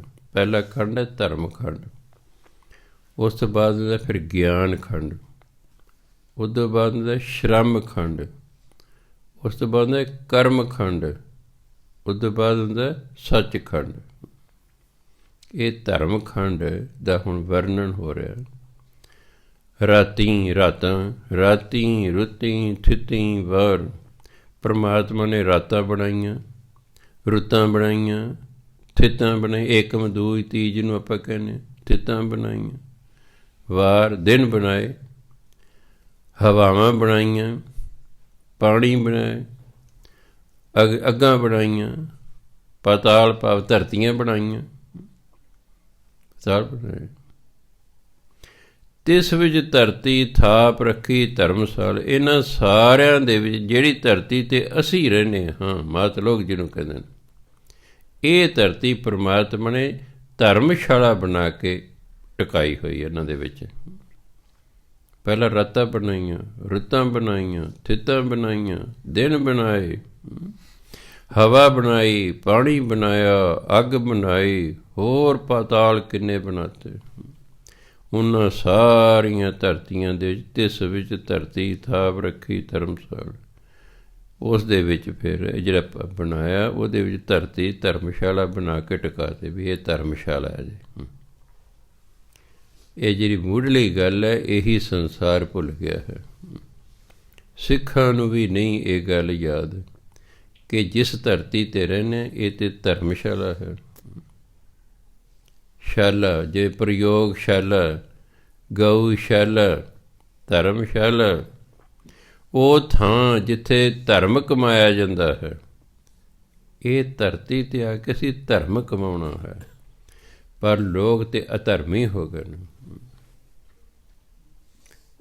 ਇਹ ਧਰਮਸ਼ਾਲਾ ਹੈ। ਗੁਰੂ ਨਾਨਕ ਦੇਵ ਜੀ ਵੇਲੇ ਗੁਰਦੁਆਰੇ ਨੂੰ ਧਰਮਸ਼ਾਲਾ ਕਿਹਾ ਕਰਦੇ ਸੀ। ਘਰ ਘਰ ਹੋਵੇ ਧਰਮਸਾਲ, ਵੀ ਹਰ ਘਰ ਧਰਮਸ਼ਾਲਾ ਹੋਣੀ ਚਾਹੀਦੀ ਹੈ। ਇਹ ਤਾਂ ਧਰਮਸ਼ਾਲਾ ਸੀ, ਐਂ ਸਮਝੋ ਗੁਰਦੁਆਰਾ ਸੀ। ਅਤੇ ਗੁਰਦੁਆਰਾ ਪਵਿੱਤਰ ਥਾਂ ਹੁੰਦੀ ਹੈ, ਅਤੇ ਪਵਿੱਤਰ ਥਾਂ 'ਤੇ ਜਦੋਂ ਕੋਈ ਅਪਵਿੱਤਰ ਕੰਮ ਕਰਦਾ ਫਿਰ ਸਜ਼ਾ ਬਹੁਤ ਮਿਲਦੀ ਹੈ। ਕੋਈ ਮਾੜਾ ਕੰਮ ਹੈ ਤੁਸੀਂ ਗੁਰਦੁਆਰੇ ਤੋਂ ਬਾਹਰ ਕਰੋ, ਉਸ ਦਾ ਸਜ਼ਾ ਘੱਟ ਮਿਲੇ। ਉਸ ਮਾੜੇ ਕੰਮ ਨੂੰ ਤੁਸੀਂ ਗੁਰਦੁਆਰੇ ਦੇ ਵਿੱਚ ਕਰਦੇ ਹੋ, ਫਿਰ ਸਜ਼ਾ ਬਹੁਤ ਜ਼ਿਆਦਾ ਮਿਲਦੀ ਹੈ। ਕਿ ਤੇ ਧਰਤੀ ਪਵਿੱਤਰ ਸੀ, ਤੁਸੀਂ ਇਸ ਨੂੰ ਅਪਵਿੱਤਰ ਕਰਤਾ। 48 ਘੰਟੇ ਲਾ ਕੇ ਅਖੰਡ ਪਾਠ ਕਰਾਇਆ, ਹਜ਼ਾਰਾਂ ਰੁਪਈਏ ਲਾਏ, ਉਸ ਕਮਰੇ ਨੂੰ, ਘਰ ਨੂੰ ਪਵਿੱਤਰ ਕਰ ਲਿਆ, ਮਗਰ ਬੋਤਲਾਂ ਖੋਲ੍ਹ ਕੇ ਉੱਥੇ ਹੀ ਬਹਿ ਗਏ, ਉਹਨੂੰ ਅਪਵਿੱਤਰ ਕਰਦੇ। ਕਿੱਡਾ ਵੱਡਾ ਪਾਪ ਹੈ। ਪਵਿੱਤਰ ਹੋਈ ਹੋਈ ਧਰਤੀ ਨੂੰ ਅਪਵਿੱਤਰ ਕਰ ਦੇਣਾ। ਇਹ ਤਾਂ ਸਾਧੂ ਬੈਠੇ ਹੁੰਦੇ ਨੇ, ਜਿਸ ਕਰਕੇ ਧਰਤੀ ਪਵਿੱਤਰ ਰਹਿੰਦੀ ਹੈ। ਅਸੀਂ ਤੈਨੂੰ ਅਪਵਿੱਤਰ ਲੋਕਾਂ ਨੇ ਅਪਵਿੱਤਰ ਕਰਨ ਦੀ ਕੋਈ ਕਸਰ ਨਹੀਂ ਛੱਡੀ ਹੈਗੀ। ਜਦੋਂ ਵੀ ਕਿਸੇ ਚੀਜ਼ ਦੀ ਦੁਰਵਰਤੋਂ ਕੀਤੀ ਜਾਵੇਗੀ, ਬੰਦੇ ਨੂੰ ਨੁਕਸਾਨ ਹੋਏਗਾ ਹੀ ਹੋਏਗਾ। ਇਹ ਤਾਂ ਧਰਤੀ ਬਣਾਈ ਸੀ, ਇਸ 'ਤੇ ਬੈਠ ਕੇ ਨਾਮ ਜਪੋ, ਧਰਮ ਕਮਾਓ। ਇੱਥੇ ਲੋਕਾਂ ਨੇ ਪੁੱਠੇ ਕੰਮ ਕਰਨੇ ਸ਼ੁਰੂ ਕਰਤੇ, ਇਸ ਲਈ ਦੁੱਖ ਹੀ ਦੁੱਖ, ਦੁੱਖ ਹੀ ਦੁੱਖ ਫੈਲ ਰਿਹਾ ਹੈ। ਆਹੀ ਕਾਰਨ। ਤਿਸ ਵਿੱਚ ਜੀ ਜੁਗਤ ਕੇ ਰੰਗ, ਇਹ ਧਰਤੀ ਬਣਾਈ ਫਿਰ ਕਈ ਜੁਗਤੀਆਂ ਦੇ ਭਾਵ ਕਈ ਤਰੀਕਿਆਂ ਦੇ, ਕਈ ਰੰਗਾਂ ਦੇ ਜੀਵ ਪੈਦਾ ਕੀਤੇ, ਕਈ ਜੀਵ ਪੈਦਾ ਕੀਤੇ, ਕਈ ਰੰਗਾਂ ਦੇ, ਕਈ ਕਿਸਮਾਂ ਦੇ। ਤਿੰਨ ਕੇ ਨਾਮ ਅਨੇਕ ਅਨੰਤ, ਉਹਨਾਂ ਦੇ ਨਾਮ ਬੇਅੰਤ ਨੇ। ਅਨੰਤ ਹੁੰਦਾ ਅਨੰਤ, ਜਿਹਨਾਂ ਦਾ ਅੰਤ ਹੀ ਕੋਈ ਨਹੀਂ। ਅਨੰਤ ਨੂੰ ਫਾਰਸੀ 'ਚ ਕਹਿੰਦੇ ਨੇ ਬੇਅੰਤ। ਅਨੰਤ ਤੇ ਹਿੰਦੀ ਦਾ ਸ਼ਬਦ ਹੈ। ਅਨੰਤ, ਜਿਹਦਾ ਕੋਈ ਅੰਤ ਹੀ ਨਹੀਂ ਹੈ। ਫਾਰਸੀ 'ਚ ਇਸ ਨੂੰ ਕਹਿੰਦੇ ਬੇਅੰਤ। ਬੇ ਮੈਨੇ ਬਿਨਾਂ, ਅੰਤ ਮੈਨੇ ਐਂਡ। ਬੇਅੰਤ, ਜਿਹਦਾ ਅੰਤ ਹੀ ਕੋਈ ਨਹੀਂ ਹੈਗਾ। ਉਹ ਫਾਰਸੀ ਫਿਰ ਇੰਨੀ ਪੰਜਾਬੀ 'ਚ ਪ੍ਰਚਲਿਤ ਹੋ ਗਈ ਕਿ ਬੇਅੰਤ ਸ਼ਬਦ ਹੁਣ ਪੰਜਾਬੀ ਦਾ ਹੀ ਲੱਗਦਾ, ਕਿਉਂਕਿ ਆਮ ਵਰਤ ਹੋ ਗਈ ਹੈ। ਕਾਰ, ਸਾਈਕਲ ਆਮ ਵਰਤ ਹੋ ਗਈ ਹੈ। ਇਹ ਲੱਗਦੇ ਹੀ ਨਹੀਂ ਅੰਗਰੇਜ਼ੀ ਦੇ ਸ਼ਬਦ ਨੇ, ਕਿਉਂਕਿ ਆਮ ਵਰਤੋਂ 'ਚ ਹਰ ਬੰਦੇ ਦਾ ਸਮਝ ਆਮ ਵਰਤੋਂ 'ਚ ਹੋ ਗਏ। ਉਹਨਾਂ ਦੇ ਨਾਮ ਵੀ, ਇਹ ਜੀਵ ਬੇਅੰਤ ਨੇ, ਉਹਨਾਂ ਦੇ ਨਾਮ ਵੀ ਬੇਅੰਤ ਨੇ। ਕਰਮੀ ਕਰਮੀ ਹੋਏ ਵਿਚਾਰ, ਹਰ ਇੱਕ ਜੀਵ ਦਾ ਕਰਮਾਂ ਦੇ ਅਨੁਸਾਰ ਫਿਰ ਹਿਸਾਬ ਕਿਤਾਬ ਹੋਣਾ। ਵਿਚਾਰ ਭਾਵ ਹਿਸਾਬ ਕਿਤਾਬ। ਹਰ ਇੱਕ ਦਾ ਕਰਮਾਂ ਦੇ ਅਨੁਸਾਰ ਹਿਸਾਬ ਕਿਤਾਬ, ਹਰ ਕਰਮ ਦਾ ਹਿਸਾਬ ਕਿਤਾਬ ਹੋਣਾ। ਜਿਹੜੇ ਜਿਹੜੇ ਚੰਗੇ ਮੰਦੇ ਕੰਮ ਕੀਤੇ ਨੇ, ਸਭ ਦਾ ਹਿਸਾਬ ਕਿਤਾਬ ਹੋਣਾ ਹੈ। ਸੱਚਾ ਆਪ, ਸੱਚਾ ਦਰਬਾਰ, ਪਰਮਾਤਮਾ ਆਪ ਹੀ ਸੱਚਾ ਹੈ। ਅਤੇ ਜਿਹੜੀ ਕਚਹਿਰੀ ਹੈ ਜਿੱਥੇ ਹਿਸਾਬ ਕਿਤਾਬ ਹੋਣਾ ਹੈ, ਉਹ ਵੀ ਸੱਚਾ ਹੈ। ਝੂਠਿਆਂ ਦਾ ਦਰਬਾਰ ਨਹੀਂ ਹੈਗਾ। ਸੰਸਾਰੀ ਲੋਕ ਤਾਂ ਝੂਠੇ ਨੇ, ਝੂਠਿਆਂ ਦੇ ਦਰਬਾਰ ਵੀ ਝੂਠੇ। ਜਿੰਨਾ ਕਚਹਿਰੀ ਦੇ ਵਿੱਚ ਝੂਠ ਬੋਲਿਆ ਜਾਂਦਾ ਹੈ, ਇਹਨਾਂ ਸ਼ਾਇਦ ਹੀ ਹੋਰ ਕਿਤੇ ਬੋਲਿਆ ਜਾਂਦਾ ਹੋਵੇ। ਉੱਥੇ ਝੂਠ ਬੋਲਣ ਲਈ ਅਤੇ ਝੂਠ ਨੂੰ ਸੱਚ ਸਿੱਧ ਕਰਨ ਲਈ ਲੱਖਾਂ ਰੁਪਈਏ ਵਕੀਲਾਂ ਨੂੰ ਦਿੱਤੇ ਜਾਂਦੇ ਨੇ। ਹਾਲਾਂਕਿ ਵਕੀਲ ਨੂੰ ਪਤਾ ਹੁੰਦਾ ਕਿ ਇਹ ਬੰਦਾ ਗਲਤ ਹੈ। ਨਹੀਂ ਲਿਆ ਇਹਨੇ, ਆਪਾਂ ਤੈਨੂੰ ਬਰੀ ਕਰਾ ਦਿੰਦੇ। ਝੂਠ ਹੈ ਤਾਂ ਵੀ ਦਰਬਾਰ ਹੀ ਹੈ, ਕੋਰਟ ਵੀ ਤਾਂ ਦਰਬਾਰ ਹੀ ਹੈ ਨਾ, ਪਰ ਤਾਂ ਝੂਠਿਆਂ ਦਾ ਦਰਬਾਰ ਹੈ। ਪਰਮਾਤਮਾ ਦਾ ਦਰਬਾਰ ਆਪ ਸੱਚਾ ਹੈ, ਇਸ ਲਈ ਦਰਬਾਰ ਵੀ ਉਹਦਾ ਸੱਚਾ ਹੈ। ਤਿੱਥੈ ਸੋਹਣ ਪੰਚ ਪ੍ਰਵਾਨ, ਉਹਦੇ ਦਰਬਾਰ 'ਚ ਕੌਣ ਚੰਗੇ ਲੱਗਦੇ ਨੇ? ਪੰਚ। ਪੰਚ ਕੌਣ ਨੇ? ਜਿੰਨੇ ਸੁਣ ਕੇ ਮੰਨਿਆ ਉਹ ਪੰਚ ਨੇ, ਭਾਵ ਸੰਤ ਮਹਾਤਮਾ, ਸਾਧੂ, ਬ੍ਰਹਮ ਗਿਆਨੀ, ਇਹਨਾਂ ਨੂੰ ਕਹਿੰਦੇ ਪੰਚ। ਜਿਨ੍ਹਾਂ ਨੇ ਸੁਣ ਕੇ ਮੰਨ ਲਿਆ ਨਾ, ਉਹ ਪੰਚ ਹੋ ਗਏ।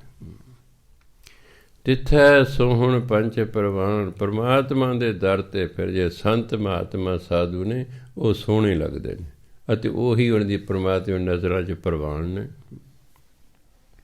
ਨਜ਼ਰੀ ਕਰਮ ਪਵੈ ਨਿਸ਼ਾਨ, ਉਹਨਾਂ 'ਤੇ ਪਰਮਾਤਮਾ ਦੀ ਕਿਰਪਾ ਦ੍ਰਿਸ਼ਟੀ ਦਾ, ਪਰਮਾਤਮਾ ਦੀ ਬਖਸ਼ਿਸ਼ ਦਾ ਉਹਨਾਂ 'ਤੇ ਨਿਸ਼ਾਨ ਪੈਂਦਾ, ਠੱਪਾ ਲੱਗਦਾ ਵੀ ਇਹਨਾਂ 'ਤੇ ਪਰਮਾਤਮਾ ਦੀ ਬਖਸ਼ਿਸ਼ ਹੈ, ਕਿਰਪਾ ਹੈ।